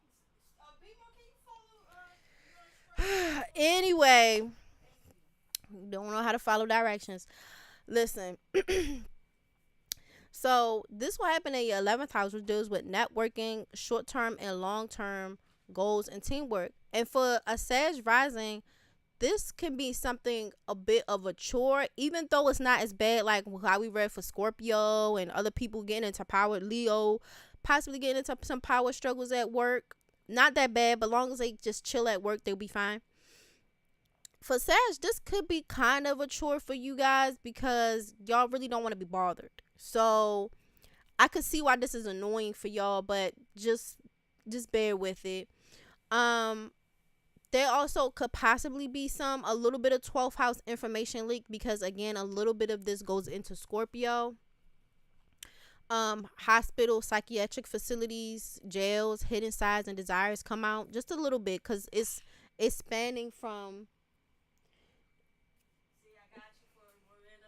But I thought she wasn't supposed to do that. I made an exception too. No, and you know what? And I want them to know when I. You on the mic. Rumors and stuff. You gotta talk to me about it later. When I get off of here. Anyway, I don't know what these hoes could be talking about because I don't reveal nothing about myself. True, but you don't know how they be just trying to be nosy too. Because a rumor don't have to make sense. Like, rumors don't have to make sense. Like, people could just make them up. But yeah, Pluto in the second house can bring financial challenges and unexpected twists, leading to anxiety and stress. However, it can also offer a journey of self-discovery, self-worth, and helping individuals face their insecurities about money and gain a deeper understanding of its role in their lives. And so with this quarter moon, it could deal with possession, income increase, and could also receive gifts, but watch out for spending. Also, because it's Pluto and the moon, again, power plays, people lying, destruction of property possibly, or destruction of possession. Even though you get something, Pluto can be destructive in nature or transformative, or you might have to hide it because remember, Pluto is hidden wealth. And so to keep the public out of your business, or to keep women or family members out of your business, you might have to hide your wealth, Sag risings. So if you get something good, y'all don't say nothing.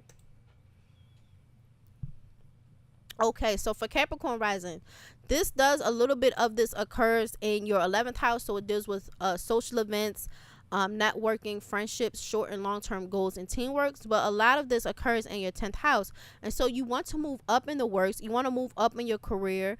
You want a promotion, and you want to have praise. So you can have some contact with the government or your parents.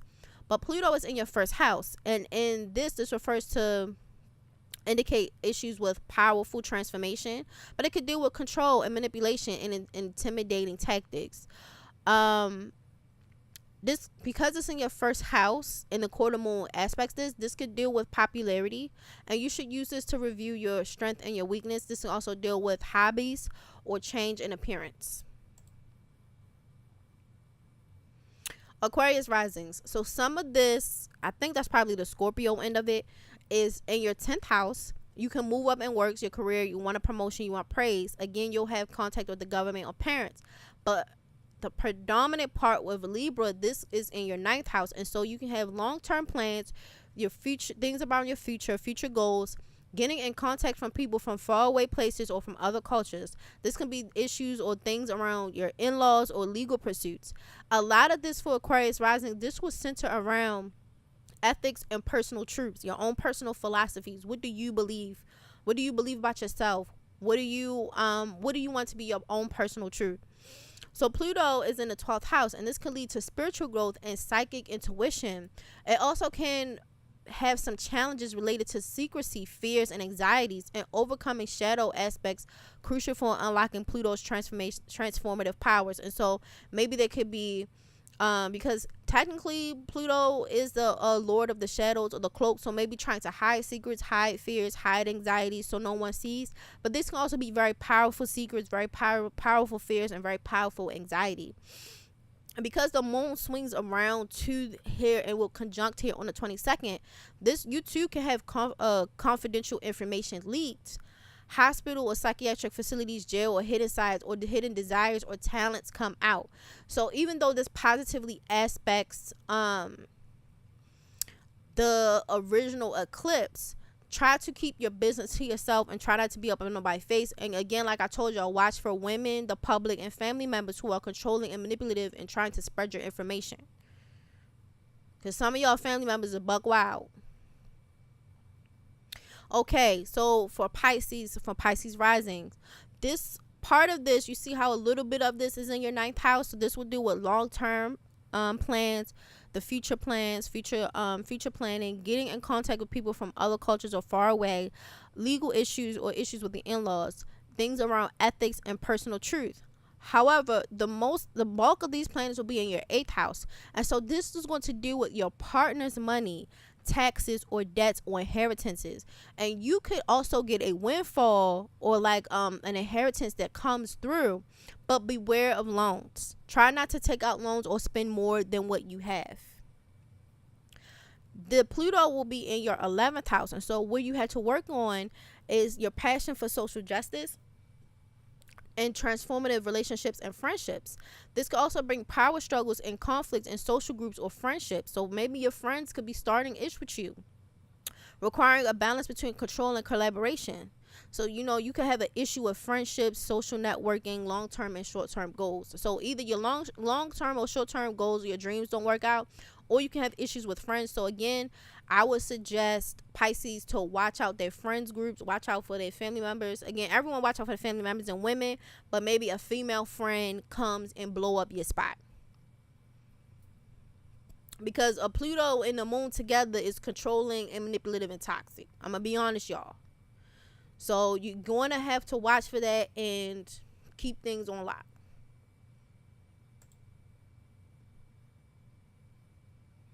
Okay, so for Aries rising, this occurs mostly in your 7th, but you have a little bit of the 8th. So this deals with your partner's money, taxes, debts, inheritance, a windfall. You can get a windfall, I mean, you could get some lucky with some money. But beware of loans. Don't spend nothing you don't have. Don't overspend. However, your 7th house, so close relationships, partnerships, and interactions are the focus, but you have to deal with competition and competitors. Learn to compromise. Possible for marriage and engagements. Pluto is in the 10th, and so you have a strong desire for success and transformation through work. You might encounter challenges with authority figures, micromanaging, and issues with work and life or work and home balances, but with your ambition, it will lead you to greatness. It's possible to take breaks and to avoid burnout.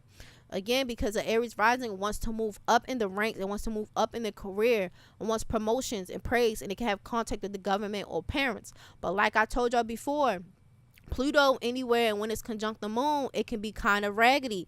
So yes, we can be purging psychological, emotional aspects, but here for Aries, you have better be careful of women at work and maybe authority lying or getting you in trouble, because they can make up something about you and it can jam up your situation.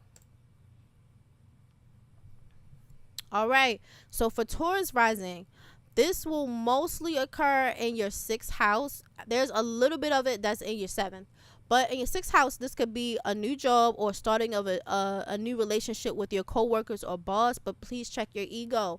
This could be new routines, new pets, appliances, or being of service. Possible rumors of being spread about you. You also have a little bit in the 7th house, so close relationships and interaction are focus. You do have to deal with some competition. Learn to compromise. Possible marriage, possible engagements. But the Pluto is in your 9th house, and so this indicates a potential for growth and spiritual exploration with wanderlust. Those with this place might be drawn to philosophical and spiritual teachings and have a desire to learn about the world. Education is important, so you might want to go into college or go and get into a program, particularly in fields in line with their innermost passions. This is a recipe for transformation and deep connection with life mysteries. But in the 9th house, this deals with long-term plan, future planning, getting contacted from people from far away or other cultures, legal or in-law issues, and ethics and personal truth. So what are your ethics? What are your personal truths?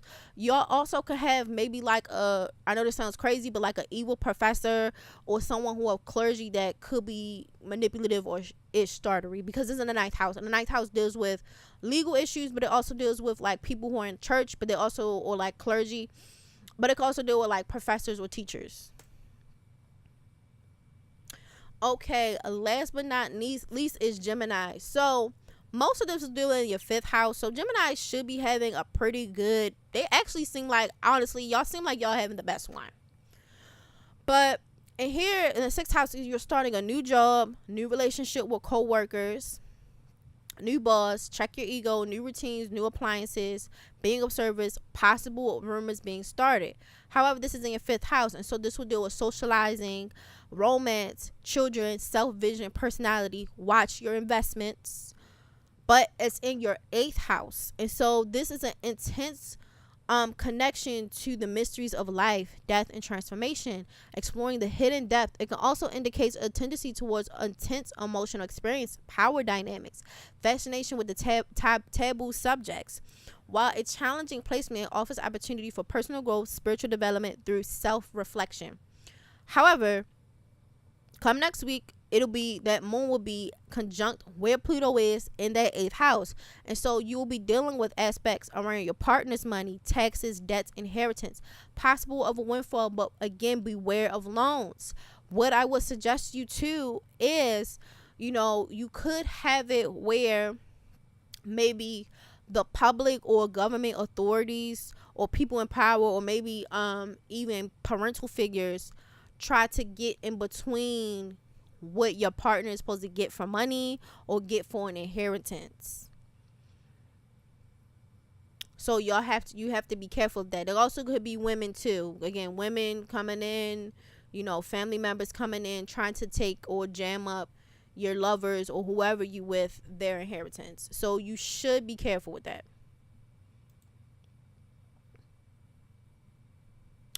Okay, so now I understand that Topaz had asked me a question earlier about his. Let me see. Okay, so Topaz, because you have Venus in the 1st house and Aries in the 9th, I actually would suspect, because I think Topaz had a Sag rising, I actually would suspect that whatever's going on with you could be also possibly have a link with women, but also money, because it's your 1st house, and possibly popularity, because Venus deals with forms of popularity, but it's also Pluto here too, and so it could be powerful popularity, but it's aspecting your 11th house down to your 1st, and so that means this could be sextile for you, because I'll show you an example. Because I don't have Sag on here yet, but I'll show you an example. Okay, so you see this is Virgos, but you see how this is right here. Okay, so just imagine this Virgo part is Sag.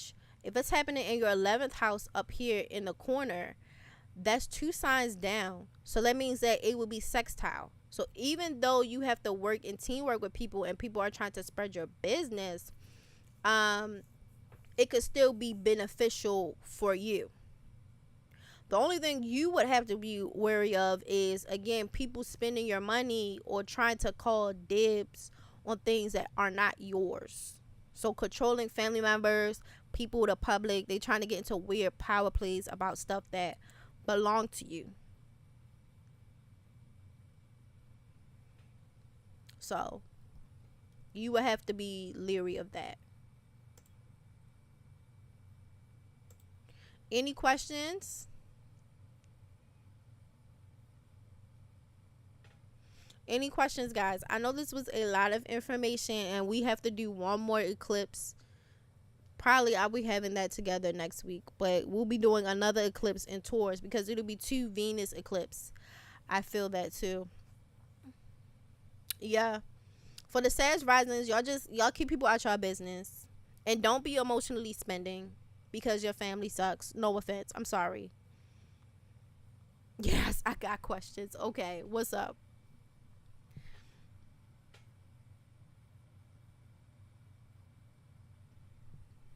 For the Aries rising, is the competition going to be the ones gossiping? Hold on, let me go back to y'all charts. Again, for the people who on Patreon, I'm going to fix all of these, and I'm going to be dumping a lot of these notes up on Patreon, so y'all can just download them and keep them, because I told y'all some of these transit goes back months to years, and so if y'all want to keep this for the next eclipse cycle, so y'all can compare this to the new notes I'll have, because the next eclipse cycle will be 6 months from now. If y'all want to download this and be like, oh, let me go back over here, blah blah blah, y'all will have them. But I am going to put the the charts in the corner like how it is over here for Pisces. I think there's only 4 of them that had the wrong chart. 4 or 5. But I'll fix them for anybody who either wants to look at the chart or read it or whatever. Okay, so Candyland Tarot. Is the competition going to be from the ones gossiping? Let's see. What's interesting, the Aries rising is mostly authority figures that's going to be an issue for y'all, for Aries rising. So y'all are going to have people minding, work business or possibly lying on you at work. So this could be like a woman or someone in authority at work. If you're Aries rising, this is for Aries rising.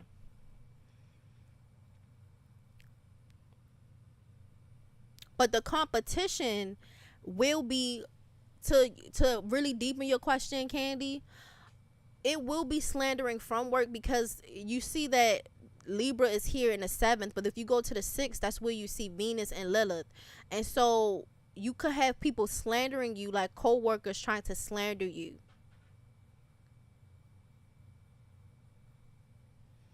So not only people in authority at work, but also in your career, but you could also have like co-workers too.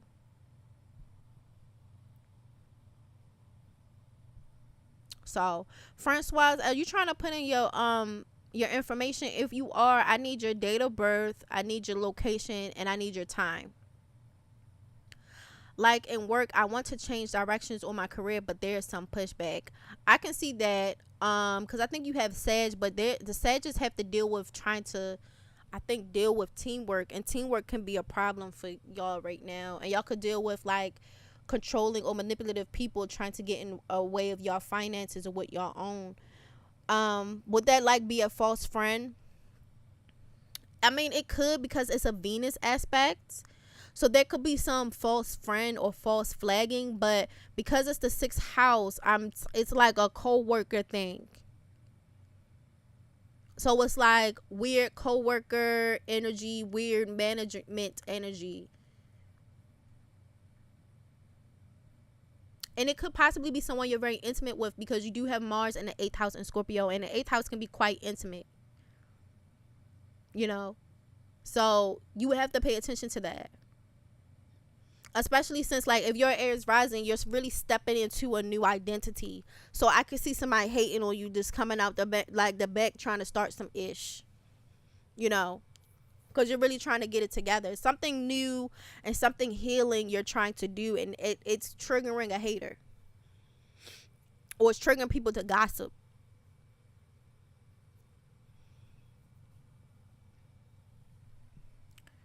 Let's see. With my 9th house in Aries, how will this affect me? Aries is mentioned a lot in the stream. So with 9th house in Aries, if you have Rahu in the 9th, this deals with trying to push out your own personal philosophies, because the 9th house deals with what's unfamiliar. I know people say like it's the house of foreigners. Yes, it is, because a foreigner would be anybody that's unfamiliar, but it's anything that's unfamiliar. And so if Aries is in the 9th house, force, aggression, maybe aggressive forms of sexuality, but who you are as a person is unfamiliar. There's parts of your identity that's unfamiliar. And if it's conjunct, like even if you see Aries right here, you see how you got Rahu and Chiron. So Rahu looks like the horseshoe in Aries. In the 1st house, you see that number 1. So Rahu looks like that horseshoe, and then Chiron looks like that circle with the K. That's Chiron. So those are all conjunct, and so it deals with healing and accepting who you are, and healing and accepting your own personal journeys and going in that direction. But if it's in the 9th house, you could be struggling with healing and accepting your own personal journeys.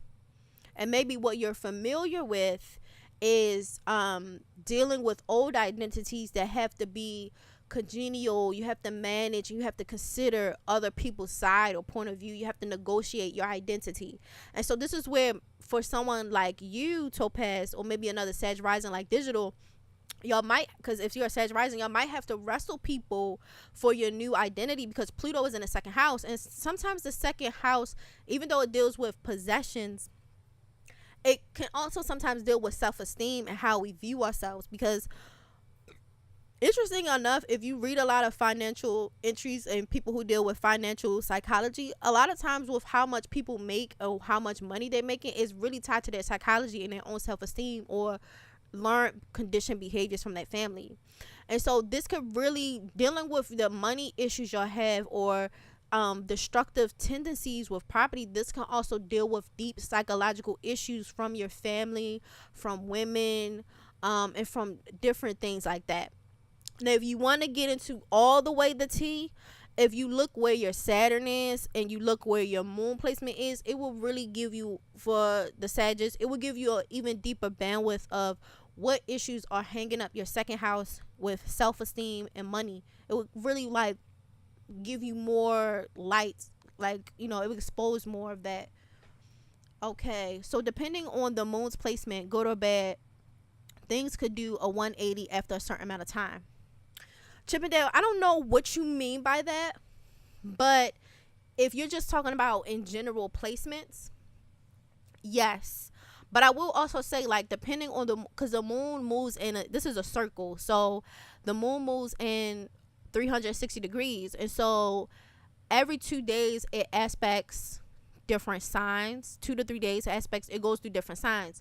And so depending on where we had the new moon or the full moon at, it can either make a harmonious sign to the original point, which would be a new moon, which is the marking of a new lunar phase, or it can make a disharmonious aspect, which will be considered probably like a full moon, which it opposes the sun.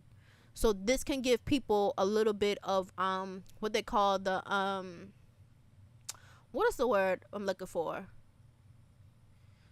I think it's called like the dark night of the soul, where people can have emotional responses, and it differs from conscious identities. And so people can struggle, like, just on a monthly basis, of who they thought they were and who they actually are, or who people taught you to be, because your family teaches you about your identity by like approval. So like if they accept behaviors and then like they disregard certain behaviors, like they don't like this actions.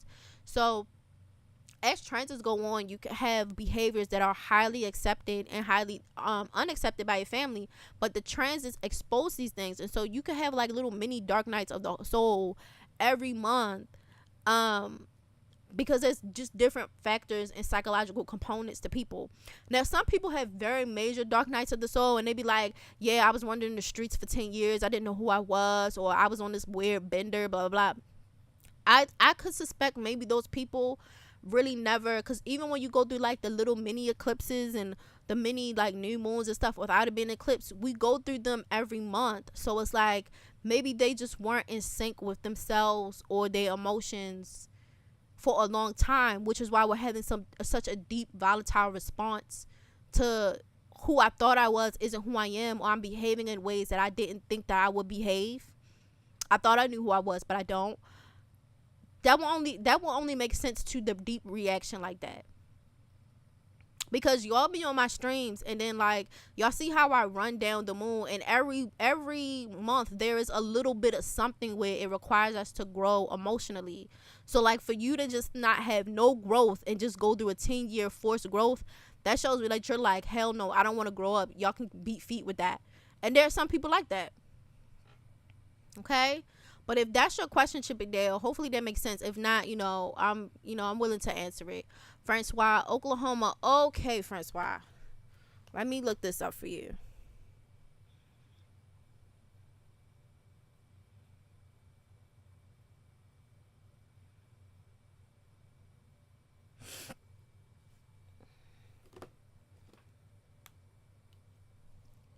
Give me a second.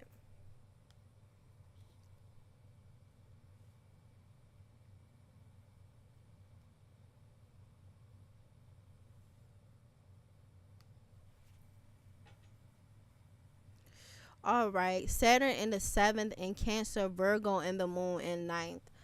All right, give me a second to Topaz. I'm gonna just look this up for Francois real quick, so I can tell him what to look up. So you have December 10th, 1980.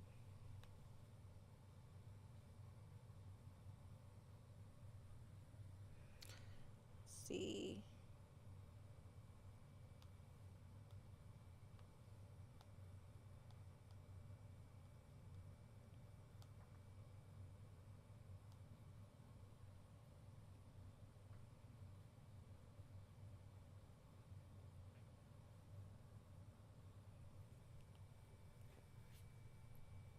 Okay. Okay, Francois, you have a Capricorn rising. So the one I did about Capricorn, if you want to catch the playback on that, that is you. This is you right here.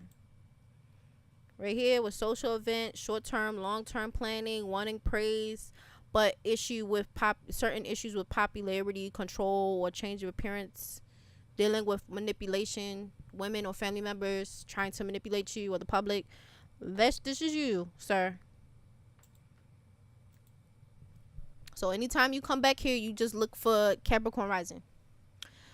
Okay, so if your Saturn is in the 7th house, again, that means that resources in your 2nd house, let me see. Because we talked about, I'm just making sure I jog my memory.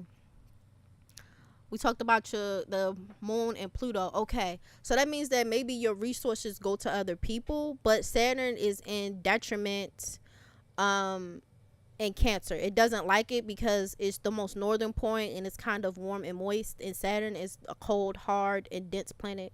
It does not enjoy that. So it really does not enjoy that. So there could also be a dynamic where there maybe is a restriction or a limitation in care, emotional needs, and being cared for at home. But it can also mean because your 2nd house looks like is Pluto, is like a Capricorn. It can mean that also maybe your family demands too much of your resources or things that belong to you. You don't have enough of things that are just solely yours. Anyone and everyone can take things that belong to you. And if I remember, Topaz, I think you had a Chiron in the 2nd house too. So like really having to put up boundaries against other people and things that belong to you. Chiron, Virgo moon in the 9th house. So honestly, the 9th house deals with things that are foreign. So emotionally analyzing situations could be foreign to you a little bit. So sizing things up. But honestly, if you have Virgo in the 9th, how is Aries in the 9th? Out of curiosity. Because that's like, these are signs that are far apart. I think you're getting your numbers mixed up. Because like, Virgo is six in number, and then Aries is 1. So you might be getting your numbers mixed up. But if that is correct, I don't know which one is correct. If Virgo is in the moon in Virgo is in the 9th house, it deals with issues with analyzing things, refining, emotional refinement, unrefined family, you know, or a family that lacks taste. No offense, but it can mean that they lack taste or class, you know. But yeah, I think your numbers got a little switched around. Y'all have any questions? Any more questions?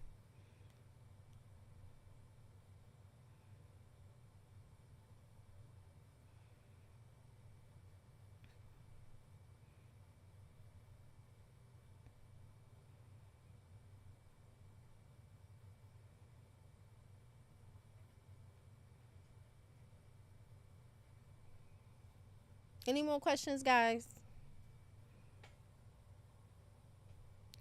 On AstroSeek, in my planet positions, my moon is in Virgo in the 9th house, and for my specific house positions, there's a different one. I don't know, because like Aries is the first sign, so how is it in your 9th? But Virgo is this, like, you see what I'm saying? Like, that's a big gap. That's like almost 180. That's shy of 180. That's so weird. Let me see. What does avoid extreme sports mean for Virgo risings? Okay, for Virgo risings, avoid extreme sports. Let me go back to my notes before I start speaking. Give me a second. Okay, so avoid extreme sports. You see how the number 5, you have Pluto here? So that means that any type of extremeness or extreme socializing, there could be an issue here. So like, yes, you can have an issue with friends or issue with lovers, but the 5th house can also deal with some aspects of sporting. And so too much heavy sporting things could lead to people getting hurt. So when I say avoid extreme sports and take it easy, you should do that.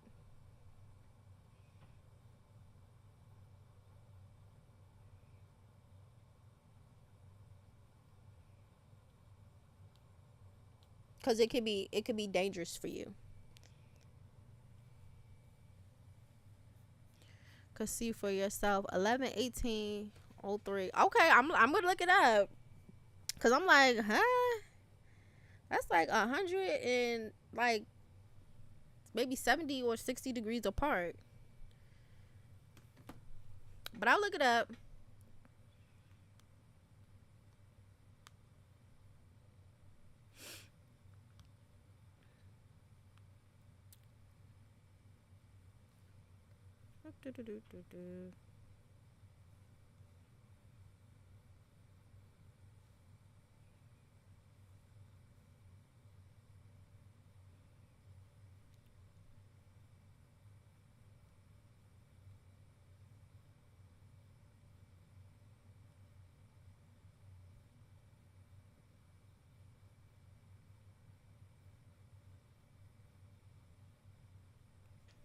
Okay, my anxiety is on 10. Is that it's the way I feel before a fight, before winning or something? Is it a new moon energy for Aries?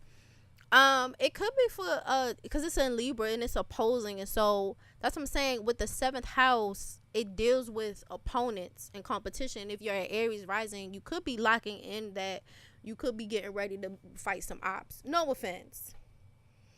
Okay, I see what it is. Okay, Topaz, that's not Aries. That's Virgo and Leo. You have Aries in the 4th. You have Virgo and Leo in the 9th. That's the sign of Leo. So what you have, what's hard for you or foreign for you is attention. And maybe certain forms of willpower. And maybe certain forms of your personality, which makes sense because your sun is in the 12th. I def got it. Yeah, that's all I'm saying, Candy. Because you know, if you have an Aries rising and they have a Libra rising, I told you they're gonna be gossiping, talking. You know, you could be locking in on people about to start. You could, especially if your name is Candyland Tarot. Maybe you're psychically picking up on someone about to start with you. I was reading the signs wrong. It's okay. It's okay. You know. Any more questions, guys? Because come next week, we're going to be talking about the Taurus eclipse because we got one more at the end of this month. So it's best that we stay ahead because we got one like on the 28th. But no, it's okay.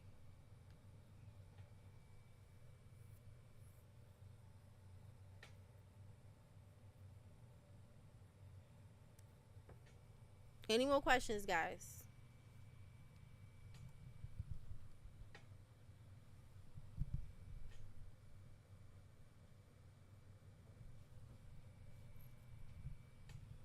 I never understood the MC.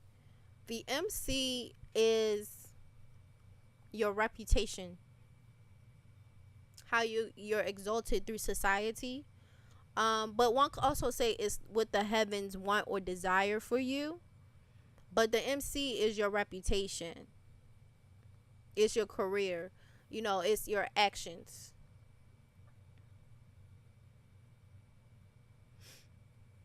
So that's what you're focusing on is your actions and how that affects your reputation. But I also understand like sometimes the translations be off, and so sometimes how people translate things are weird from original text. But it's definitely, it's your reputation. It can be career, people in power and stuff like that, but for some people it's also considered like parental houses, or like it can represent your parent, but it's your reputation.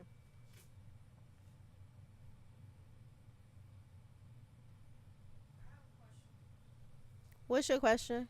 What's your question, Mighty Mouse?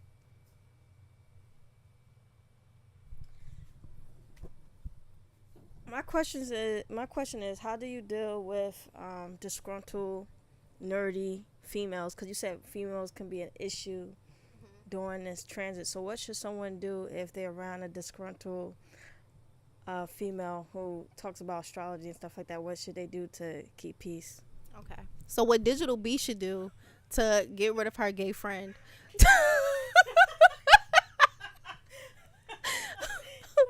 I'm joking. Yeah, so if you look at the ruler of your MC, that would tell you how the actions are going to be. And for Topaz, your Mercury is in the 12th house. So it's almost like secret communication, thinking or talking in solitude, being of use, because it's use, purpose, employment, like how you work is in solitude, away from people. So digital, you would have to do yours in solitude as well. I don't know. I have to see what house it is. But you will have to see what your, for something like that, you would see what the Mercury is doing. And it would tell you how that would affect your reputation.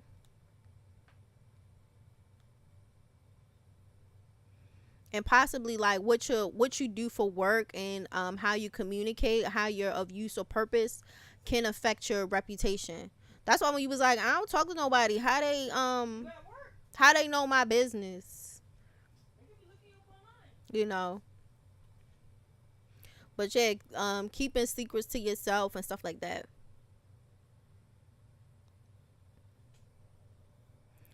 Let me see. I remember y'all told me I could be a spy. I think Sin said that. She did, but that probably do help. It's in the 10th. Oh yeah, I remember Digital B. So like honestly, if you have Virgo in the 10th, people want to hear from you. They want to hear you talk. So like you could be exalted for communications or sharing ideas, you know. You could also get like public fame or recognition for talking, communicating, or being of use or purpose, you know. But the only thing about Mercury, the problem is that it's easily corruptible because of just the elements that are involved with making Mercury. So even though those things can be true for both of y'all might not think it is. Hey, you all, did tours already go yet? Yes, yes, Alicia, but you know, I'm gonna be nice. I'm gonna just click over on the slide because the slides are still up. So I'm just gonna click over.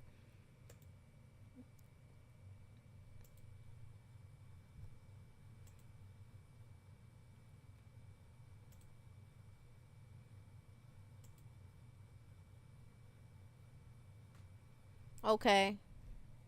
Yeah, here you go. Y'all mostly gonna have issues around personal truth and ethics. Possibly people spreading rumors about y'all. You know. But it's okay. It's okay. Cause it's an eclipse coming anyway, so I'm okay. We're just answering questions right now for anybody who has them. But yeah, dealing with competitors, dealing with long-term, short-term plans, ethics, philosophy, yeah, possibly dealing with like, you know, clergy or like teachers or something like that, or legal issues where they could be kind of on some BS, be starting trouble. Any more questions, guys? Look at God. I was going by rising signs or sun vibes. So hey y'all, it's going by rising signs. I'm definitely going to be looking up and checking the information. Yeah. Yeah. But yeah, as Colton is going by risings.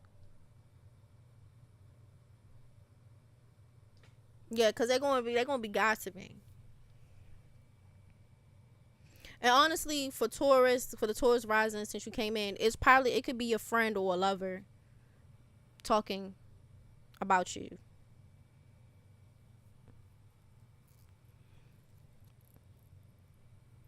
It could be a friend or a lover, or even a like a coworker. Can you run back to Libra? Honestly, Libras is doing good, but let me see. Yeah, because I don't have the chart for that one. Y'all are going to be popular, but y'all could receive like an income and spending. Y'all shouldn't spend too much. Y'all might get an increase in like money or a gift, but don't spend it. And y'all can have some issues with taking on childhood psychological themes, and or having to relocate or deal with issues around home, because it's Pluto. You got Pluto on the 4th. Could you explain the 8th house in Pisces? Well, the 8th house deals with intimacy, shared resources, or a place that the 8th house doesn't get a lot of sun.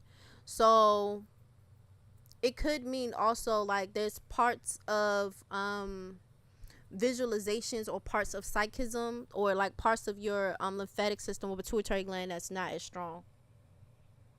Forms of psychism that you could have it, but it could also, because it doesn't see the light, it could also struggle too, which might not be a bad thing, because Pisces is known for solitude. So you might have to deal with some of those health issues or your mental health in private or in solitude. It's crazy you mentioned a coworker. I had an incident at work where I was expressing, I guess, to her an experience I went through, and found out she told another person about it. Girl, Alicia is about to gear up now. I'm sorry. I'm so sorry for you, girl, but you shouldn't have said nothing. You shouldn't have said nothing. I know you came late. Dang, B. You should have came earlier. I'm so sorry. Lord. But no, like, cause they that's wild. Damn, if this ain't right, my pop sent me money, but my bank is acting up. Yeah. So I'm saying you want to get money, but don't spend it, cause something is gonna happen with it. Just chill. I was gonna be petty, but chose not to. Ain't forget. Yeah, you might gotta get rid of some people. Let me see. You said you had a Taurus. Cause you know you might can't be friends with everybody at work, y'all. Y'all know this. Cause some people don't know how to be cool at work. They just start being evil. I don't know what it is, but they really start really showing ass. No offense. They just don't know how to be a friendly neighbor.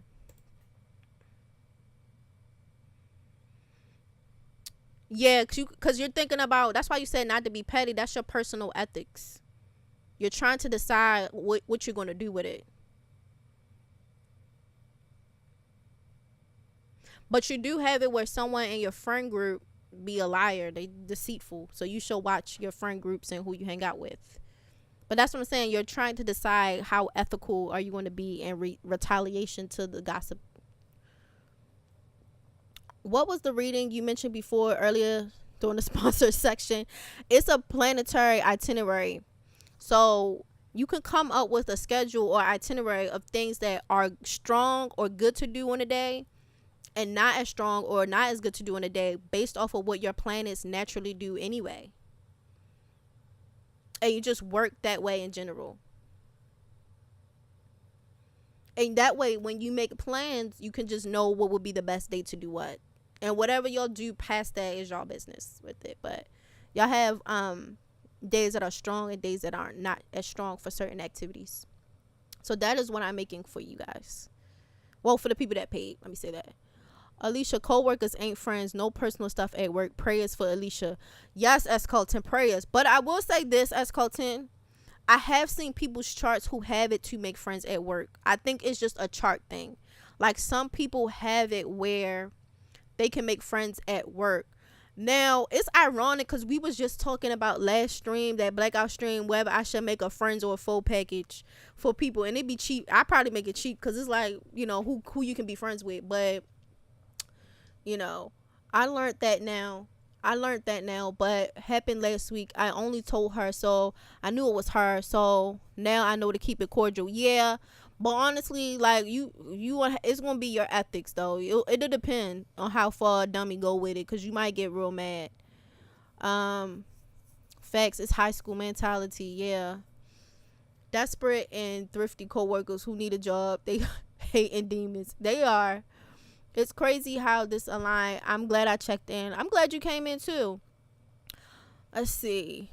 That's beautiful. Y'all keep Alicia head up. Also, let everybody know that BMORE has a Patreon, and she also has a Cash App as well. If you want any readings from her, she has so many things and services she provides, from chart readings that are $20 all the way to $300. Of course, the ones that are $300 have a payment plan, but she also is going to be breaking up the medical astrology for people who just want certain aspects that reveal certain things within their health in their chart to be showcased. But again, go to a healthcare professional, and make sure you do that. Make sure you go to your doctor. But these charts are going to give you some indication about basically just your DNA, your spiritual DNA. Also, I'm letting everyone know, BMORE and I will be working on birth tarot cards as well.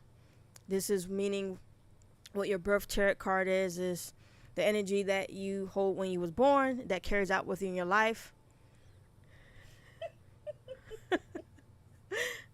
Also, Chit said we'll follow up on that. Shout out to Sim for the reminders.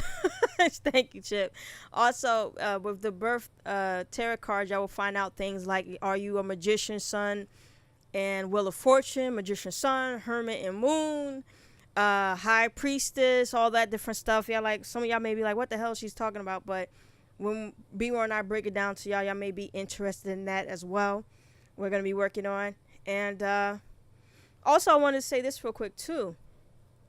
BMORE and I will also be working on talking about Saturn and Pisces and Saturn and Aquarius. Some people are freaked out trying to figure out, why do we have a lot of trans movements. Saturn and Pisces means the dissolving of boundaries, and Saturn and Aquarius means rebellion. Now, the positive about those two things is you can dissolve boundaries that were never supposed to be there, kind of like the Berlin Wall when Ronald Reagan said, tear down that wall, right? So some boundaries need to be broken. But the negative is Saturn and Pisces can also dissolve boundaries that are supposed to be there. Hence, I'm not speaking on any side of the coin. Neither is BMORE. But trans is the dissolving of gender. Because Saturn and Pisces, the dissolving of there's femininity, there's masculinity. When that dissolves, is people saying no. It's multiple or there's just one. And then with Saturn and Aquarius, people rebel against structures. Sometimes it's a good thing. Sometimes certain institutions need to end. Certain institutions should no longer be here. Certain forms of thought. But the negative is you can have people who rebel against everything. And they want to destroy everything. And no institution or structure is sacred. So many of you are going to have to learn how to alchemize these energies. Learn how to alchemize this power within you. Know what to destroy and what to maintain. Know what to dissolve and what not to dissolve. Okay? Because Saturn and Pisces and Saturn and Aquarius is very powerful. Just let y'all know. And BMORE and I will be diving into that. Because also Saturn and Pisces can go into technology and forms of thoughts and spirituality that people didn't know could exist. And then some things can actually come into realization. But then you can also get whack jobs who are false prophets spewing a lot of nonsense that can really make people lost. Because remember, Pisces can deal with some form of deception because it's ruled by Neptune as well. as long as with Jupiter. So all these things will be touched on, and just excited. But yeah, don't forget BMORE's Cash App and also her Patreon. Okay, thank you. Hey, Kusher. Let's see. The friends or hater chart sound like a nice package. For some of you, y'all need it. You gotta look at the enemy houses. Some of y'all have enemy houses, and you gotta look to see where your enemies are. So I don't know, I might make it a thing. Cause some of y'all come up here with these stories, and I'm like, man, I be straight. I'm like blown away. Hey AC, hey everyone who's coming in. I know y'all coming in real late and stuff like that. Y'all gonna watch the playback and stuff like that. But any more questions? Digital B, is it a whole deck? No, this is just a birth tarot. It's literally just for, you have a tarot placement for your birth. And so everyone's birthday, they get a combination of 2 to 3 birth tarot cards that is a representation of the energy during their birth. However, that is not a bad idea to come up with some decks for y'all, because I think that would be good. Actually, that would probably be not a bad idea though. Digital B, that's a good idea to make a deck that y'all can pick up if y'all want it. But yeah, I will come up with the friends or foe thing, since y'all, at least so y'all know where y'all can make friends or what type of friends y'all can make and where not to, because some people can make friends at work, some of y'all cannot. Some of y'all have to make friends somewhere else. Unrelated to the stream, BMORE Sensei, y'all seen Gen V. I want to. I'm gonna try to see it tonight, but we'll see. But I want to see it. Because I'm like, they got to do something. Ain't nothing to watch. I don't know what's going on the TV these days. I just been watching nothing but anime and reading books. Because I can tell y'all the books I'm reading right now. I got a couple of them, Because right now, I'm reading a book called The Goddess Test. And I'm telling y'all, chapter 3, the main villain, the mean girl, she hit her head on a rock and straight died. And I bust out laughing. I end up waking up Prince and Son, because I was screaming in the house. Because she did all of that. Because she tried to pull a prank. And then she jumped in the water and hit her head and died. And I was cracking up laughing. I definitely support. I changed my username. Okay, Alicia. Girl. I thought Castlevania Nocturne was really good. You know what? I didn't even finish the first Castlevania, but it is really pretty. So I will probably need to get around to finishing it. What genre do you read? Honestly, I'm a mood reader, Gemini, so I read whatever I'm into. So sometimes I want to read like horrors or thrillers, but sometimes I want to read like romance or historical things. I also have a thing for medical biology, so sometimes I just be reading. Like one time I read a whole bunch of books on the endocrine system. Like I just wanted to read about a body part, and I did. Like it depends. Let me see. Yeah, definitely a good for the friends and hater package. People moving real foul. I know, because I'm like, dang. Because when y'all come with the stories, I'm like, wow, that is crazy. They got too many jokes on Gen V, but I'm still watching. Oh, really? I'm going to still deal with it. Because, I guess that would mean it's a raunchy show. Like, because, I'm okay with, like, some shows just being raunchy and some of them not. Because I have shows for that. Like, I have shows that's, like, innocent and cute. And then I have shows that's, like, a little bit more ghetto. Or a little bit off the hook. It seems like a lot of the shows now have, dick jokes. Yeah. Gen V is a spinoff of The Boys. So, they gonna, The Boys was kind of raunchy, too. So, it was kind of, like, off the hook, too. So, it's kind of giving, then. Because The Boys was off the hook. But, yeah, like, right now, I'm reading The Goddess Test. But then I'm reading something called The List, and it's about a lady who, she was all into this feminism stuff, and anytime a woman accused a man of something, she was like, air him out. Baby, why they dropped The List and somebody accusing her man of something, and she like, hold on. So I'm about to get into that, because I'm like, girl, not a feminist until it's your man. So I'm about to read that. And then I got another one. It's kind of like a southern... It's kind of like practical magic, kind of esque type of book about like southern witches and, you know, imagine like, you know, practical magic energy. It's kind of like that, because I'm kind of reading that for like spooky season. Yeah, it was pretty tame compared to the boys. Okay, I got mad at Pennsylvania because why the F they make Madame Balthree a black woman, white women stay projecting evil. Oh, I didn't even know that. On Gen V, it was the scene with the cricket. That one dude, I was shocked. I didn't really care for watching the boys, but I'm into the Gen V. Okay, all right. I mean, I watched the boys first season. I didn't watch the second with her, so. You know.